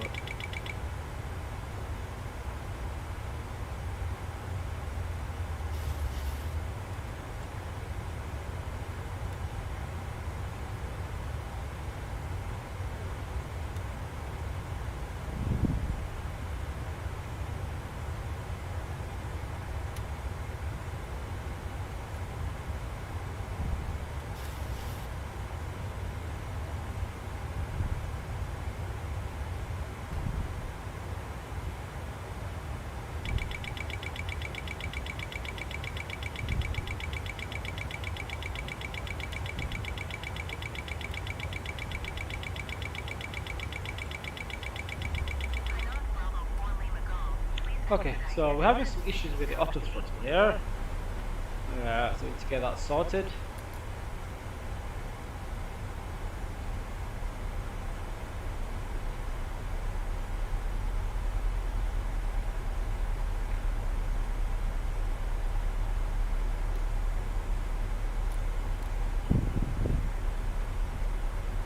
So yeah, I don't know what's happening. It's not letting me.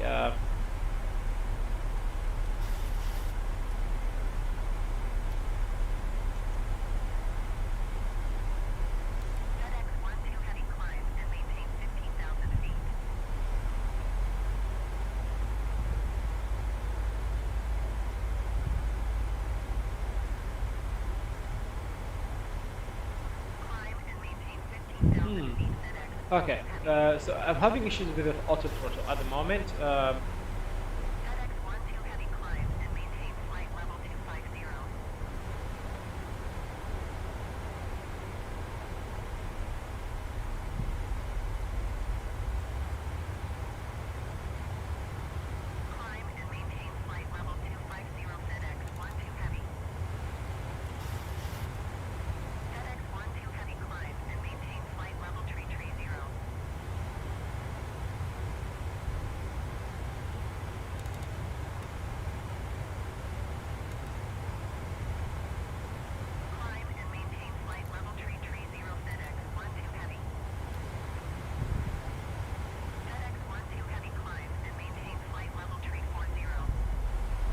Okay, so I'm having issues with the auto throttle. I'll probably have to manually control it, but that's fine.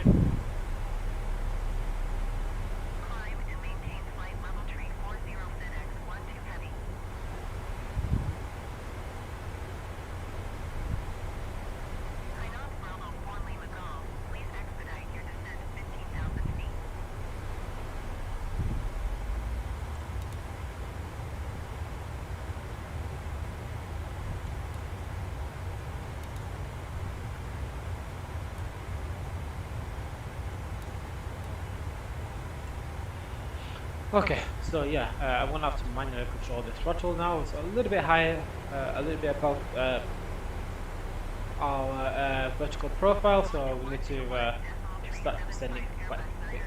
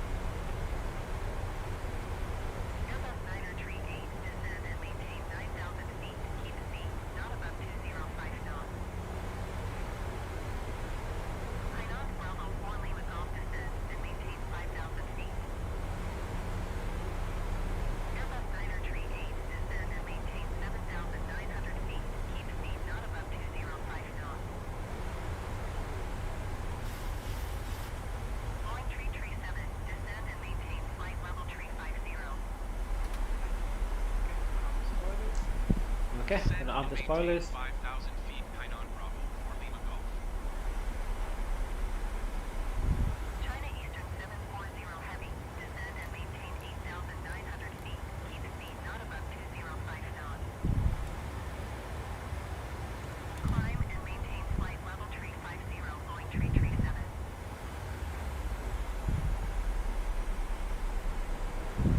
Airbus 9er tree 8. Descend and maintain 7,900 feet. Keep speed not above 205 knots. Okay, there's some low altitude clouds here, so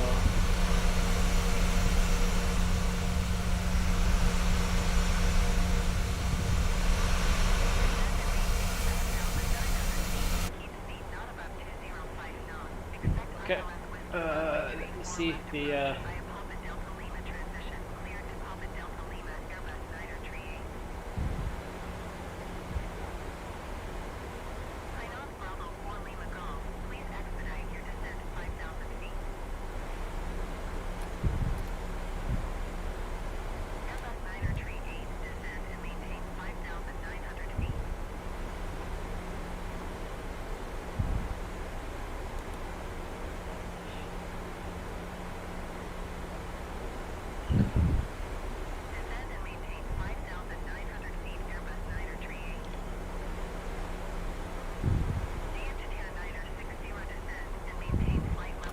okay, transition altitude. Gonna set to local, which is 1022.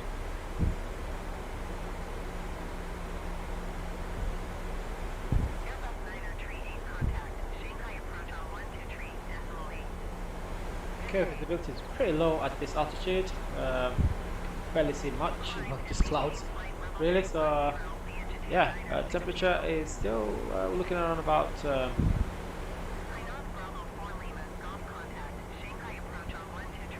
Still looking at around about 9 degrees, so just at the limit of Shanghai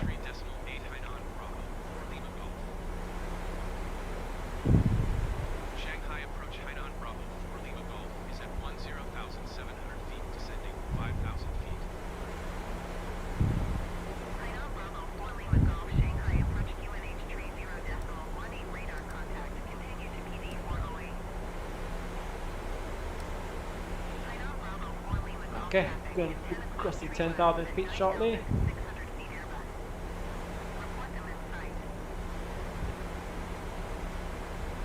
Traffic. Hainan Bravo, 4 Lima Golf, have the Airbus in sight. There we go, there's Airbus just right there. Just have to make sure crash into it. Alright, crossing 10,000 feet. We'll turn on the wing lights and the landing lights, and also try and cockpit. So we are in sterile cockpit. We're in sterile cockpit environment now. So limited information.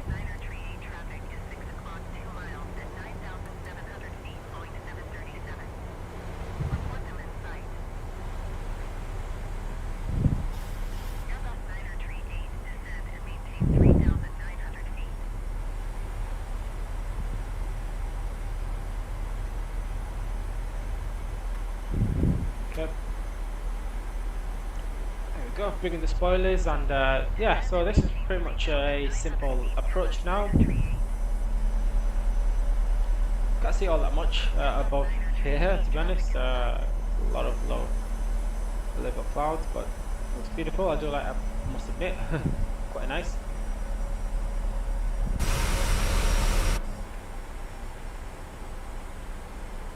Okay, autopilot is back on.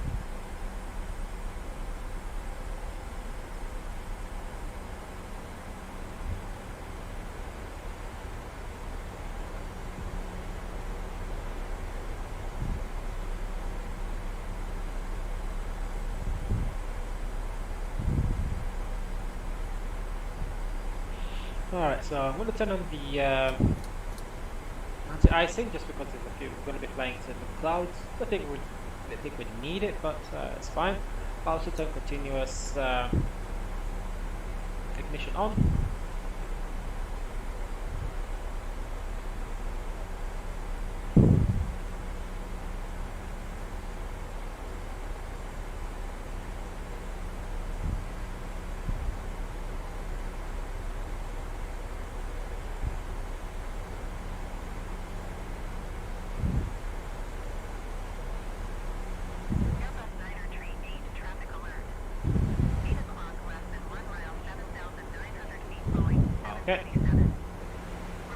start to decel soon. So bring the speed down to 200 just before. Oh, we'll start the left turn to final.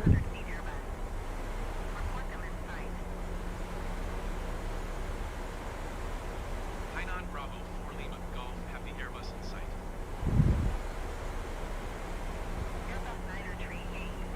So there should be another Airbus flying our direction. I think probably landing 25 right, or 25 left, sorry. But we've got 25 right in this, that's fine. Hopefully it's just no there's no issues. Yeah, no go around or anything like that to be done, so that's fine. But yeah, someone's landing 25 left.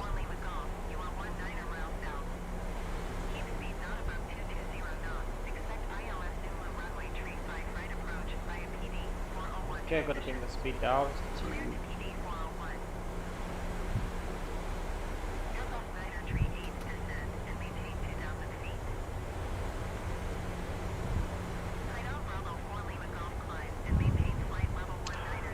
oh yeah, I forgot to do fix Climb and maintain flight level 190. Keep speed not above 220 knots. Expect ILS ZSPD. tree 5 right approach via PD 401 transition cleared to PD 401 Hainan Bravo 4 Lima Golf. Maintain present heading and altitude Hainan Bravo 4 Lima Golf.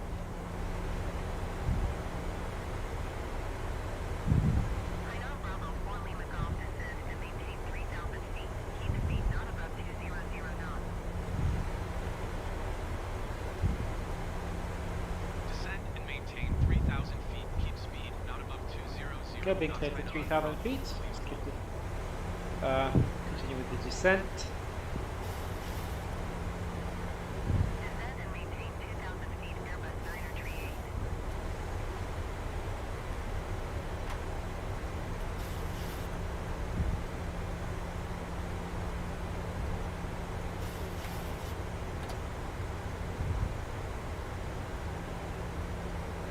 Okay, I'm going to go for flaps 2. I'm going to maintain flap 2 for the next 12 knots, nautical miles.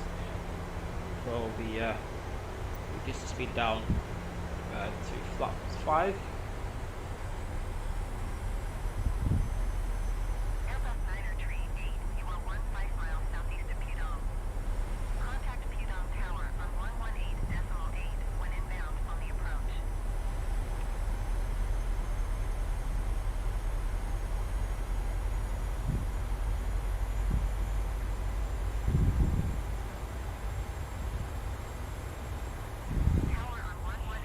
Okay, so let's keep an eye out for the localizer. I'm going to arm the localizer. Hopefully the frequency has been put in for us, to be honest. I've got to check that. Like I said, it's been a while, so I'm going to miss some of the procedures, especially as I've not got a checklist.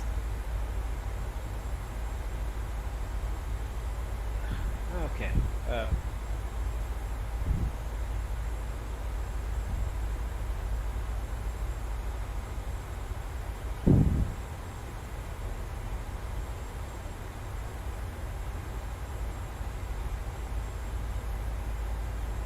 35 right.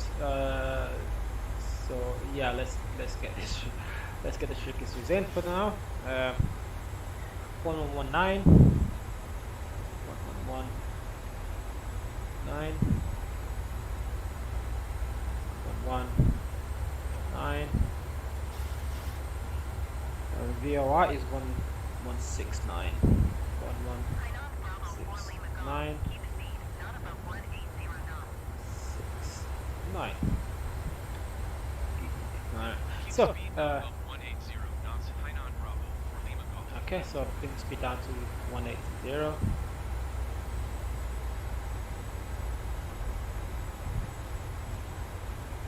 Okay, it's we couldn't capture the glide stop there. Anyway, so flaps 5.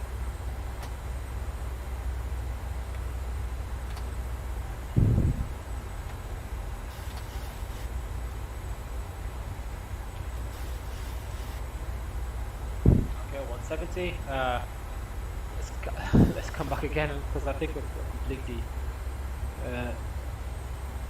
overdid that. So we kind of missed our turning, or we missed our interception of the ILS.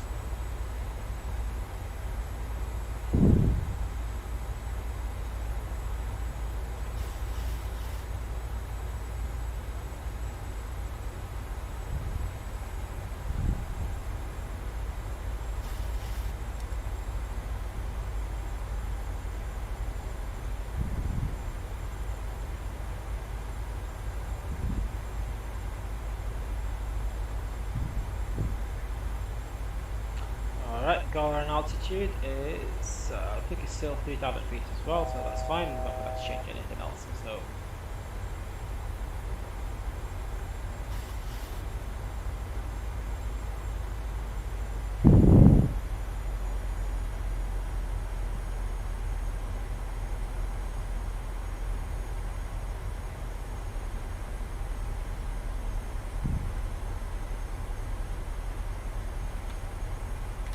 Okay, flaps 10.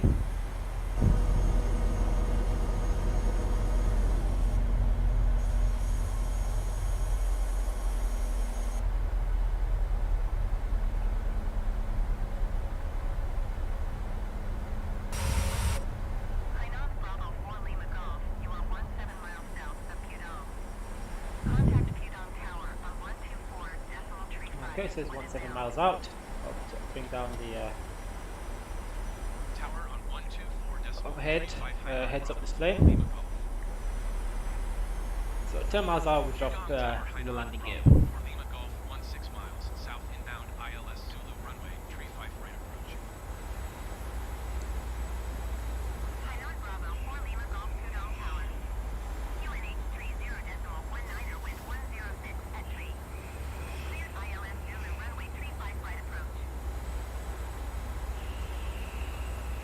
Cleared ILS Zulu runway, tree 5 right approach, Hainan Bravo, 4 Lima Golf.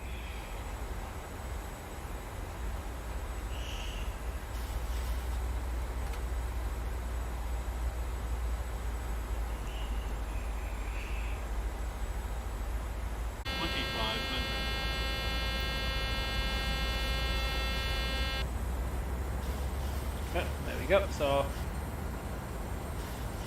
pretty sure we're good to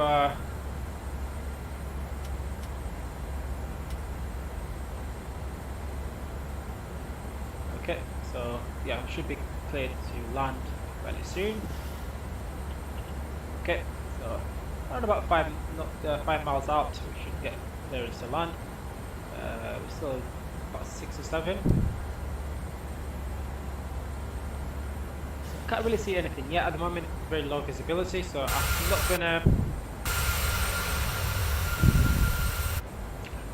gonna drop the landing. Turn the autopilot off yet.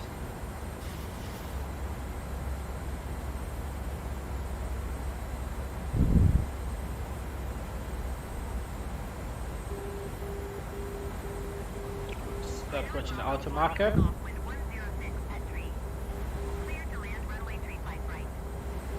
Okay, clear to land, runway 35 right. Cleared to land runway, tree 5 right, Hainan Bravo, 4 Lima Cannot Golf. see anything whatsoever.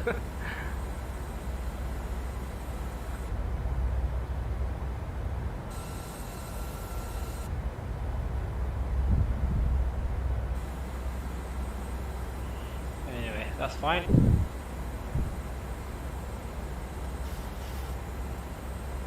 Cannot see anything whatsoever. Landing speed is 144. 1,000. 11 feet till runway 9 in sight.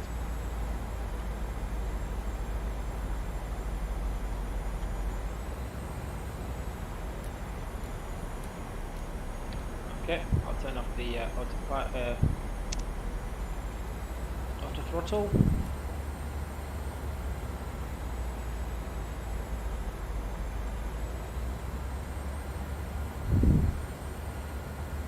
Okay, still cannot see the runway yet.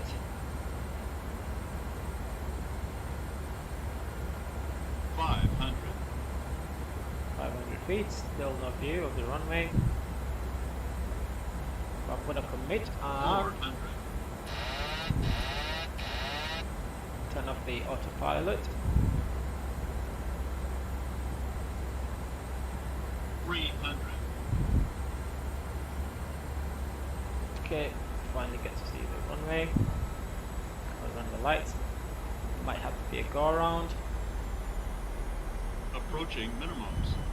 Yeah, no visibility whatsoever. Airspeed full. Airspeed full.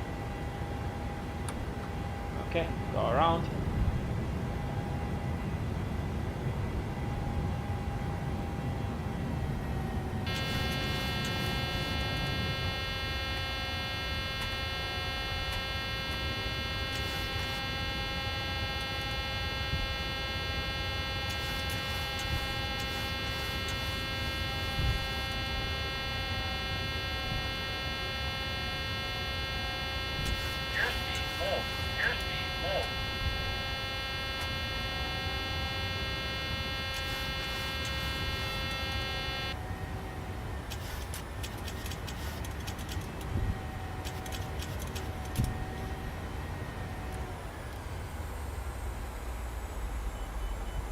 Too low, terrain. Too low, terrain. Too low, terrain. Too low, terrain. Pull up. Too low, terrain. Yeah, visibility is absolutely atrocious. I can't see anything whatsoever, and I'm having to do all this blindfolded. But anyway, so turn left.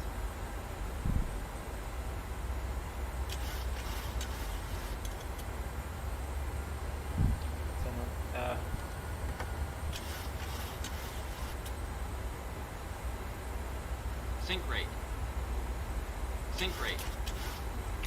Yeah, visibility is absolutely atrocious. I probably doubt that they've been getting any clearances to land at the moment here. But yeah, literally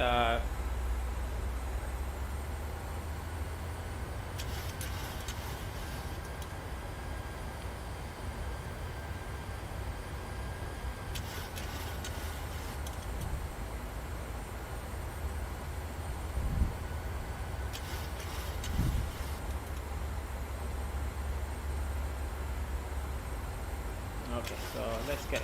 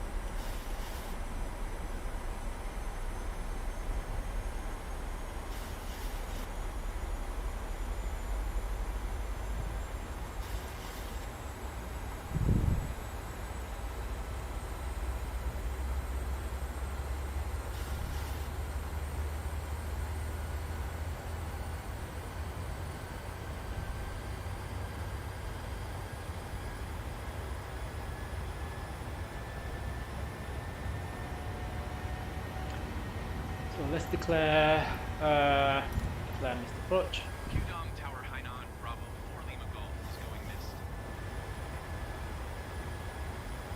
Hainan Bravo 4 Lima Golf contact Shanghai approach on 123.8.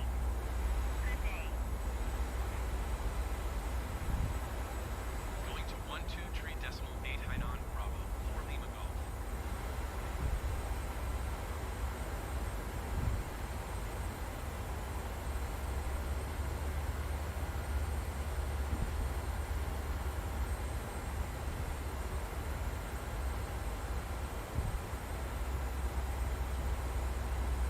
Okay, so let's clear up some of this this yachting now. We have now at least we've got some stable, we've got a stable flight. so far.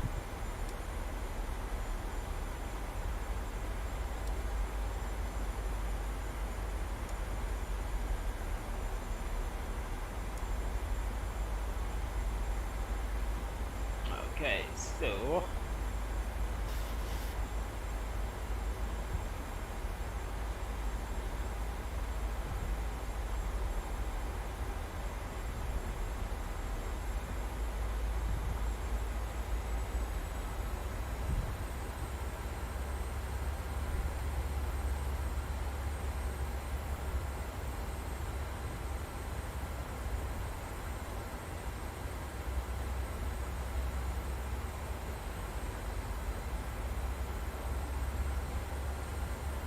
Air China 968 heavy descend and maintain 3,000 feet.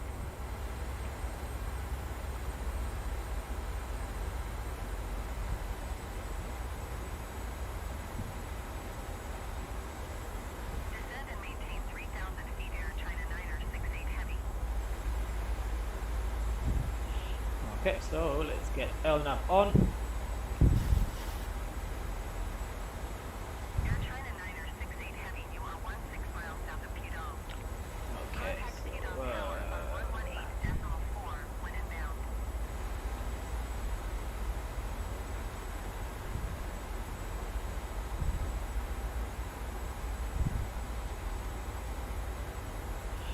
okay, let's go for a second attempt. So I've done this probably all wrong, especially the go around. So I need, yeah, I've not really had much practice on that, so that's the only excuse I'm going to give for this time. But as far as what I need to do, basically, once you've got a missed approach, you can try and contact ATC immediately, air traffic control, and they'll guide you to where you need to be, and so on and so forth. So let's go directly to the one that we actually need to be on. So 220 and close enough altitude to where we need to be, and then that's the one. So we're gonna go straight to that, and we could maintain 3,000 feet for this to this next waypoint. And we're sort of going into our reserve fuel there, so that's something to worry about. So the runway heading is 348. So visibility is really low. Don't think it's even worth using the heads-up display because it's a lot more confusing. That's probably the reason why I sort of missed the turn there, but that's fine. Passengers are going to be a little bit upset because my handling of the go around was a little bit shaky, and it needs a little bit of work, but that's fine too.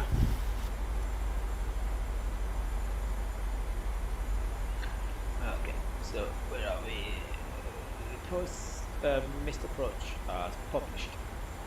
Shanghai approach Hainan Bravo 4 Lima Golf, flying the Pudong ILS Zulu runway 35 right, published missed approach.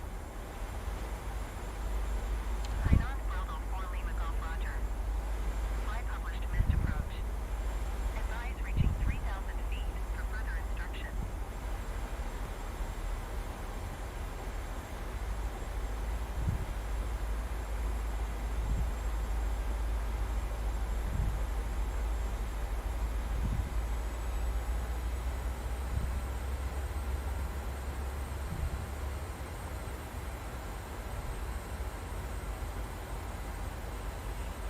Okay, Ultrabrex 3. So this time I'm gonna yeah, it's gonna have to be some sort of a auto landing. So I'm gonna leave that for now. But I do need more practice on go arounds because I haven't really done that many at all. Especially seeing that it's a single. I'm doing it all by myself, so that's the only issue with that. But beyond that, really everything else is fine. Just basically had to select the approach run. Sorry, I had to select the arrival information again, and then start from more. I should not have selected the star, but I kind of did. But it doesn't matter now. It's fine. Let me just make my way to where we need to be. Hopefully, auto landing should be able to guide us from there. So I was hoping maybe actually what I could do is I could ask for a shortcut instead of going all the way out. Actually, no. Yeah, I'll just leave it as is. I'll go through the entire approach again. So way over 20 nautical miles out, and then back down again.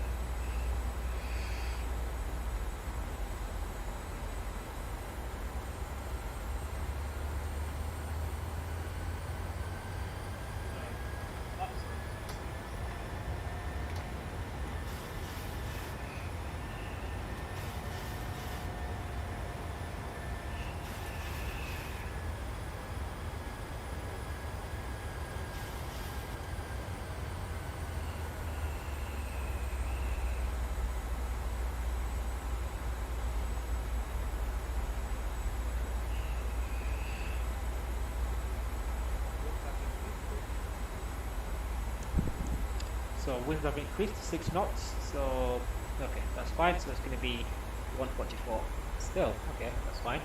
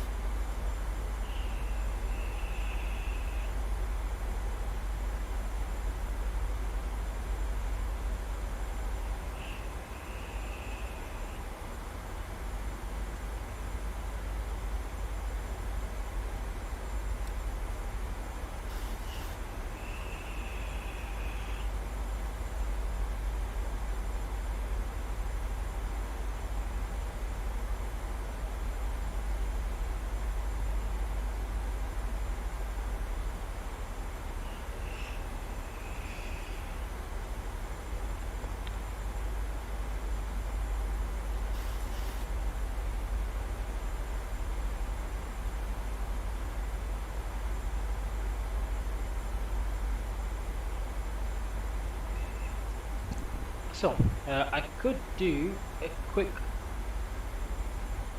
PD47, so speed this up a bit. So I'll start this left turn here, lower the speed back down to around about 180.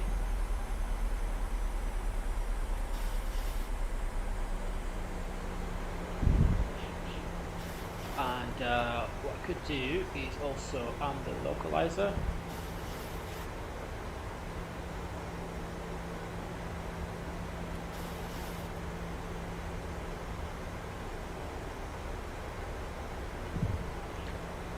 Select these speeds now.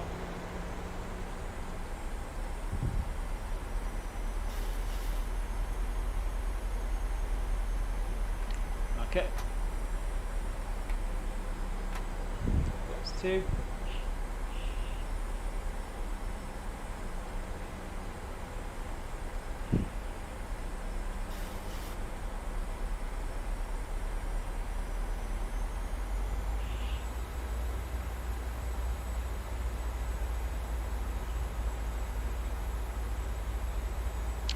So I do put, yeah, it's not going to be easy to do this manually, because there's just, I can't see anything at all. And at the point at which I hand over from take control from autopilot. It's a little bit too shaky, so I'll let it do its whole thing. Hopefully we still have auto land available, but that's also fine.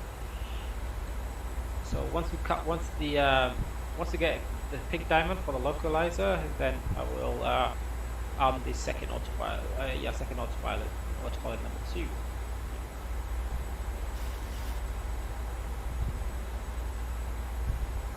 So we're a little bit about 2,000 feet below vertical profile, but that is also fine because we are going to maintain 3,000 feet.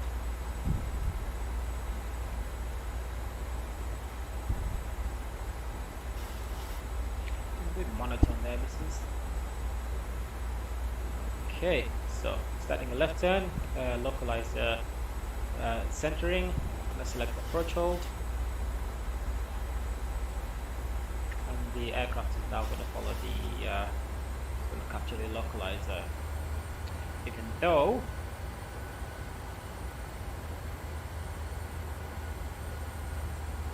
let's simply want to do it. So let's increase the turn rate. Okay, so we're coming in now to roughly about how far are we? It doesn't even give us proper information there, so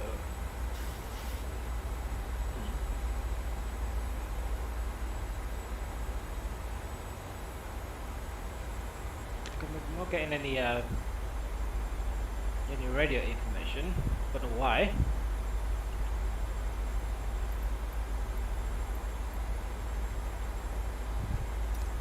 Alright, finish missed approach. Shanghai approach Hainan Bravo 4 Lima Golf. Published missed approach ILS Zulu runway tree 5 right at 2,900 feet. Hainan Bravo 4 Lima Golf. You are 17 miles south. Climb and maintain 4,900 feet. Keep speed not above 205 knots. Expect VOR DME runway tree 5 right approach via D050 transition. Clear to D050. Hainan Bravo 4 Lima Golf climb and maintain 7,900 feet. Keep speed not above 205 knots.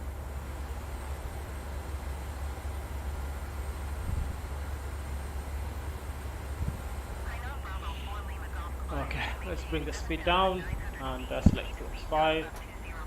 Yeah, flaps 10 for now.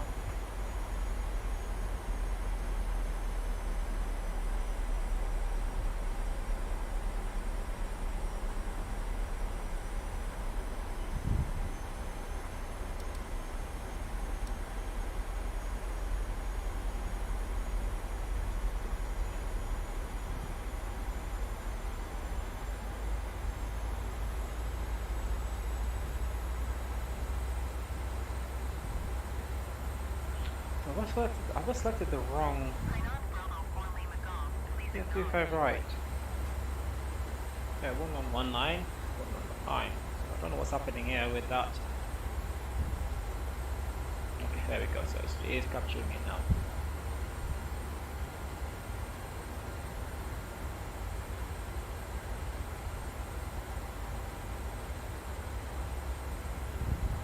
Yeah, 135 right. So I don't know what's happening with the with all of this. But anyway, let's get. Okay,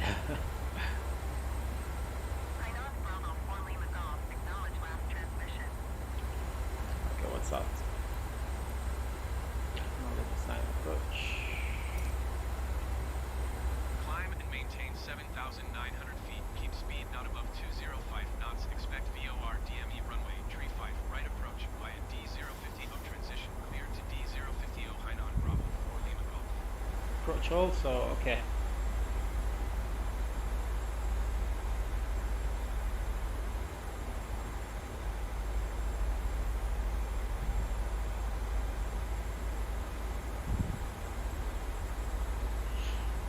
Okay, so left that a little too long.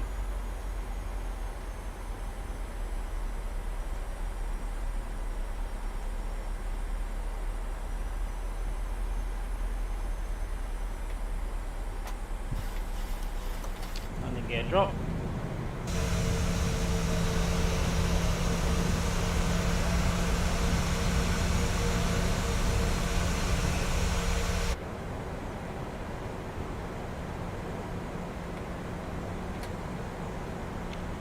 Full. I'm gonna extend the spoiler just a tad bit,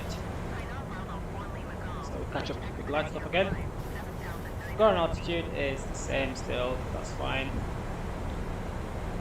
Okay, lights centered, flaps full. You should start slowing down now. So let's bring on the lights. Let the cabin crew know again that we're going for another attempt. But this time around, we're going to be depending on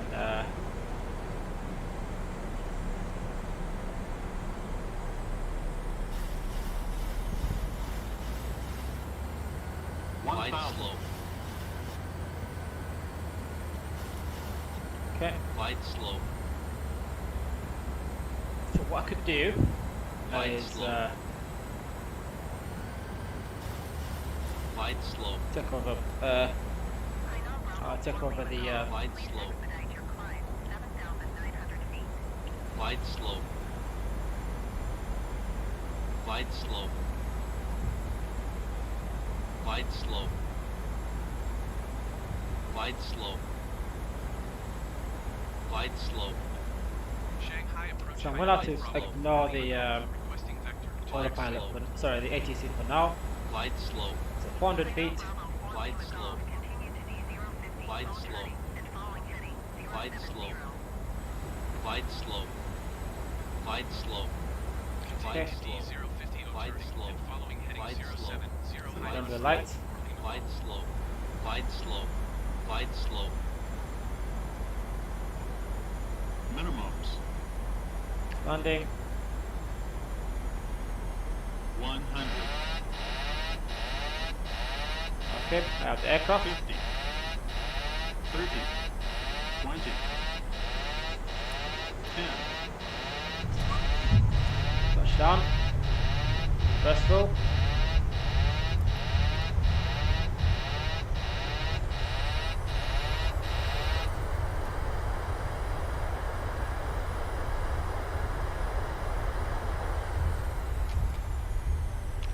Reverse is off. Body brakes off. Manual braking. Landing lights off. And we're going to take this exit here. But yeah, I'm gonna have to do a couple more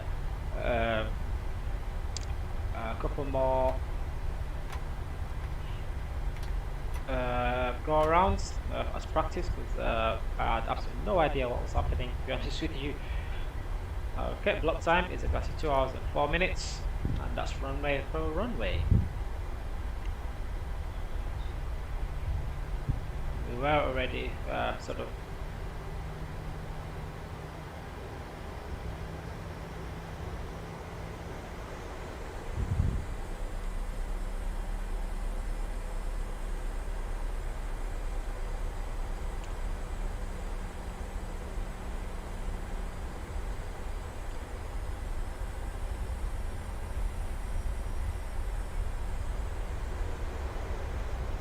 okay, brilliant.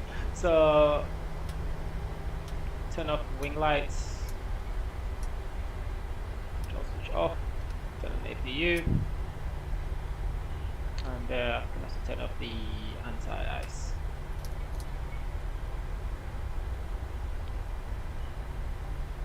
No, we can also bring on the APU lead. Alright, not too bad. Yeah, I think I'm gonna have to. This is sort of a lesson in actually trusting the autopilot to do what it's designed to do. Okay. Okay, so put on ground. Request taxi to gate. Qdong ground Hainan Bravo for Lima Golf request taxi to the gate. Hainan Bravo 4 Lima Golf taxi to gate 162 via taxiway Hotel 2 cross runway tree 4 White Golf 4 Golf Romeo tree cross runway low fuel warning.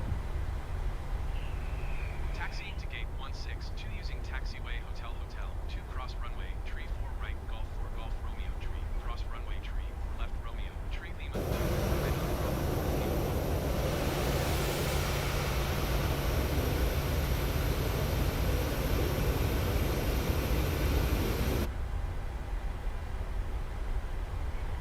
Oh, no visibility whatsoever. I can't even see. Let's bring the speed brakes in. Alright, done a bit of the cleanup, so let's continue with the cleanup for now. So lighting is good. I should turn power to autopilot, but that's fine. Turn up the heat. And yeah, let's find our let's find the parking gate. Not any will do for now. The one they're sending me to is somewhere I have no idea where, because I don't have the charts available, and the one I have is not all the good.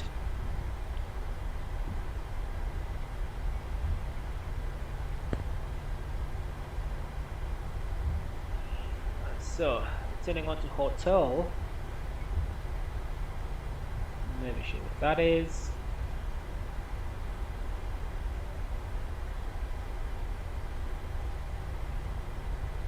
So I'm trying to look for Tango. So that's Tango 6. Tango 4 is the one we want. Tango 5. Tango 3. Okay.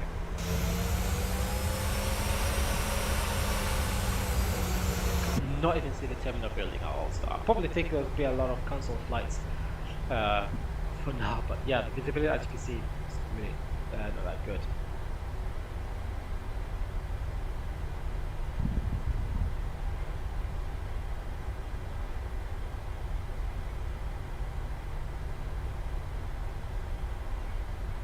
Now, quick debrief. Takeoff was actually departure from Beijing was actually quite good. Managed to keep the aircraft lined up quite well, which is bare minimum basically, to be honest with you, during takeoff. Climb to cruise was good. Most of the flight, obviously, I spent talking about the IFT-3 flight, the SpaceX flight, and this part of the flight, yeah, the descent was good. The approach was actually good. And also the what's it called? The missed approach could have been handled a lot better. It was actually quite terrible. But instead, I've not really had that much practice of doing a missed approach. I don't think I've done any successful or completed missed approach in Microsoft Flight Simulator yet. I did try one on the flight to Birmingham, but beyond that, no, I haven't. So let me. I think yeah, I did miss my turning there. So let's come back again. So I'm going to join onto the runway. I'm going to join back onto the runway here. What if I can do a U-turn maybe? But no, that's fine. Let's just. So runway 4 right.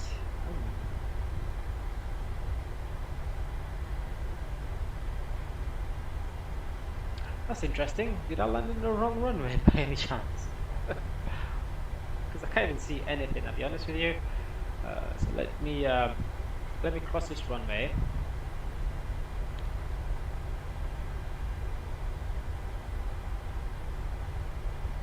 And I'm gonna stop right here and make sure I know exactly where I am.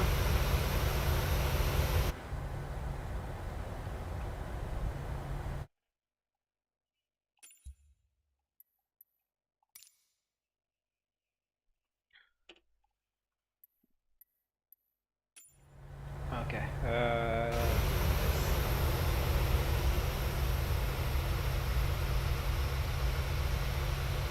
3-4 right, 3/4 left should be there. So I don't know why I've been.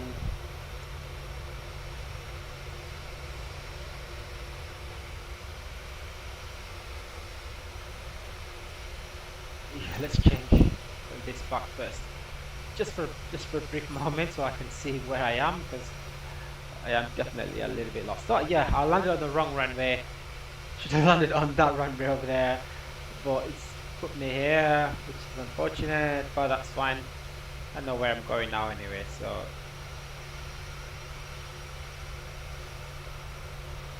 yeah, okay, that's fine. So landed wrong runway. It happens. But oh crap, I forgot to do it right again. So how do I resume? Okay, so I think we are gonna have to follow the. I think this is a trust your computer.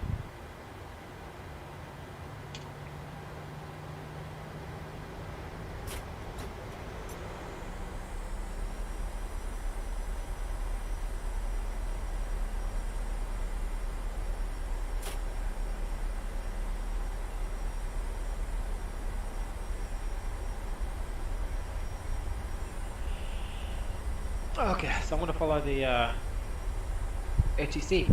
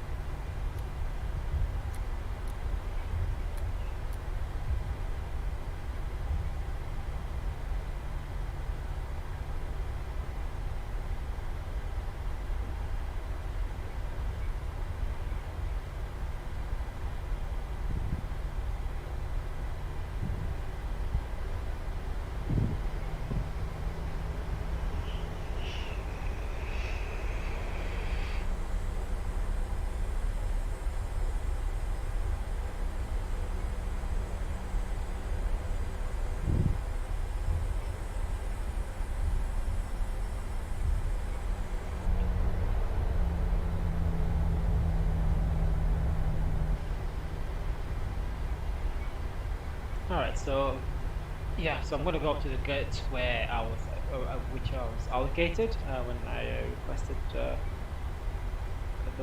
from ground.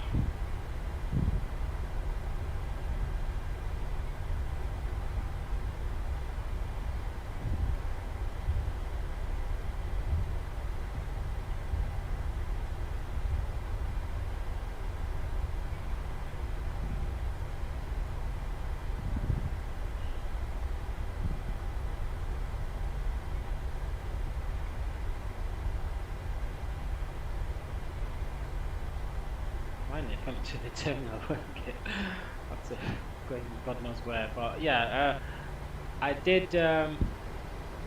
Unfortunately, I kind of did. I did take the wrong.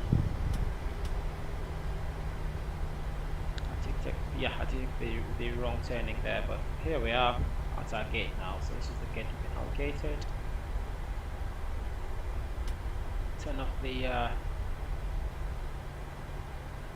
taxi lights, so not to blind the ground crew there.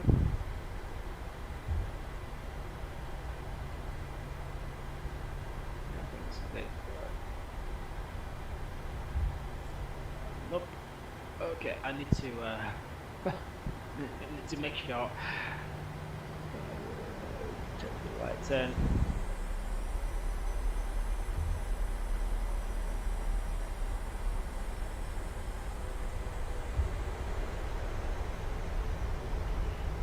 So 162 is our gate. Slow down a bit. We've got the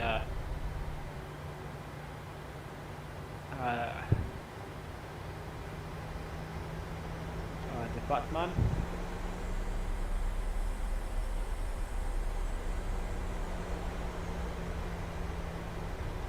Alright, gonna get guidance.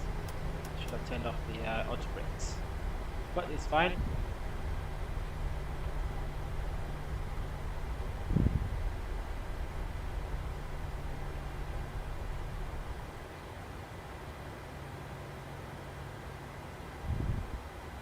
Slow down. Slow, slow.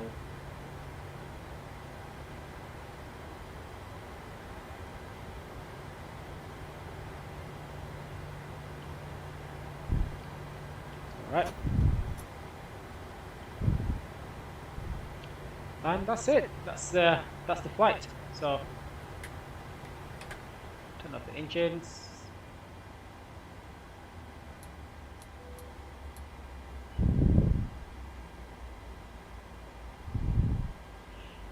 Okay. Go to the top. Turn off the seatbelt signs. I'm gonna leave the fuel pumps on just for a second. Window. Hydraulics. And yeah, let's now touch the ground. Services. First one actually is okay. Services. And turn on. We could put on the wheel chocks. Release the brakes. Request ground power.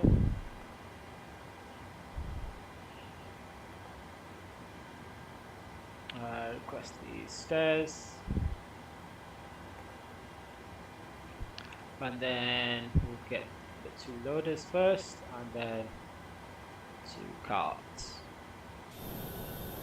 Okay, so we can now attach the jet bridge.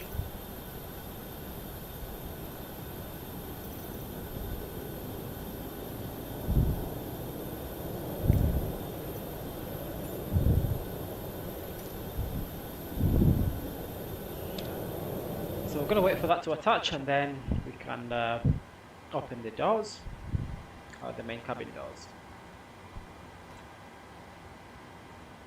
Alright, ground power is available. Okay, ground power connected, and we're on ground power now. We can now turn off the APU, turn off the fuel pumps, and turn off the red articulation lights, beacon lights, and that's pretty much it. Turn off the isolation and open the isolation valve. Let's keep it on auto. Alright,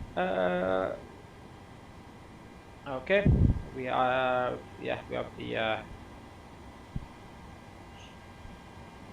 the jet bridge attached, so we can now open the main cabin door and let the passengers exit. So we're going to do that next. So I'm going to set that to 0. Set that to 0 so the loader can start to. So once the these have arrived, then we can do that. So let me just stop the recording. Save. Alright, so set the AA to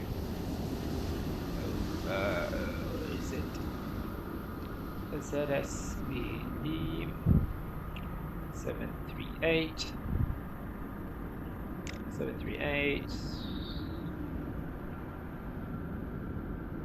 and we'll give it a good 9 plus. Alright, so good stuff. Let that save, and yeah, everything has been attached, and we can now start the unloading the cargo and start deplaning, deboarding the plane. So that. And yeah, we'll start deboarding the aircraft. And while that does that, I can just do the quick outro and let that do that until I can actually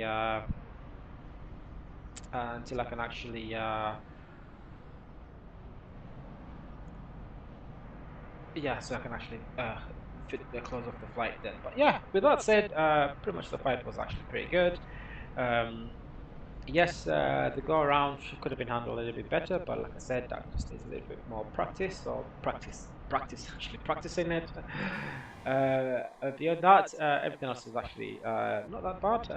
I did quite enjoy it. I did enjoy the flight, or as much of it as I paid attention to. I mean, much of the cruise really I did not. I was pretty much just on the pretty much just here. So I did actually just do the IFT reflight. But beyond that, I really would have liked good visibility so I can actually show off the airport, because I just recently got it. But yeah, I'll definitely be doing another flight here. So from here. So let's have a look at that at some point. Probably a long haul flight, or I'll probably jump back into the 737, or even the A321. Depending, all depending. So, but yeah, I kind of enjoyed that, to be honest with you. I don't even know where my aircraft is. Where it's 6-2, so 6-2. This is ours. Yeah. So yeah, I was gonna say where are we? But yeah, the flight is actually not that bad. I want to try this again at some point, but with low visibility, I doubt there will be any flights being allowed to depart from or land in this airport in real life anyway, if the weather is as it is here. But yeah, so let's have a look. So cargo is nearly empty, still taking itself out, passengers exiting. Yeah,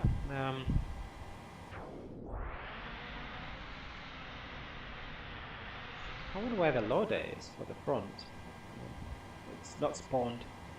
Yeah, it did not spawn, but that's fine. Okay, let's go back, do a quick tour of the aircraft. Oh, I've got a A350 Singapore Airlines.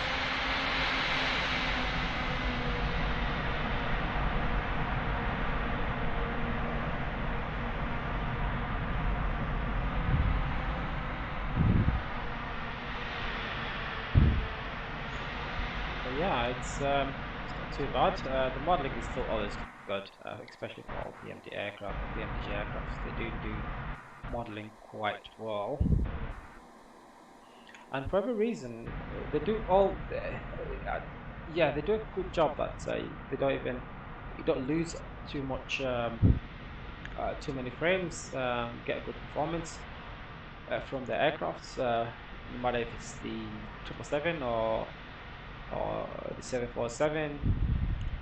So it's pretty much similar performance as the 737. So yeah, they do a good job. I'm quite surprised with how well that is, how well they get good quality, good textures, high quality textures with very little to no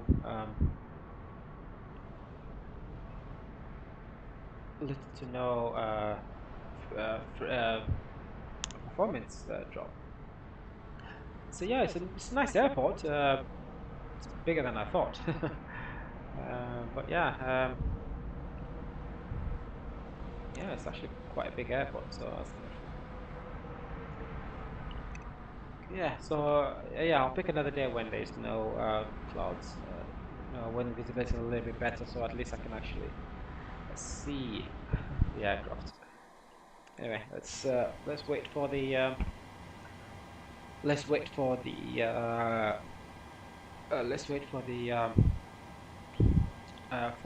aircraft to for the passengers to deboard, and then call it a day. So still got 43 passengers left in there, so that's okay.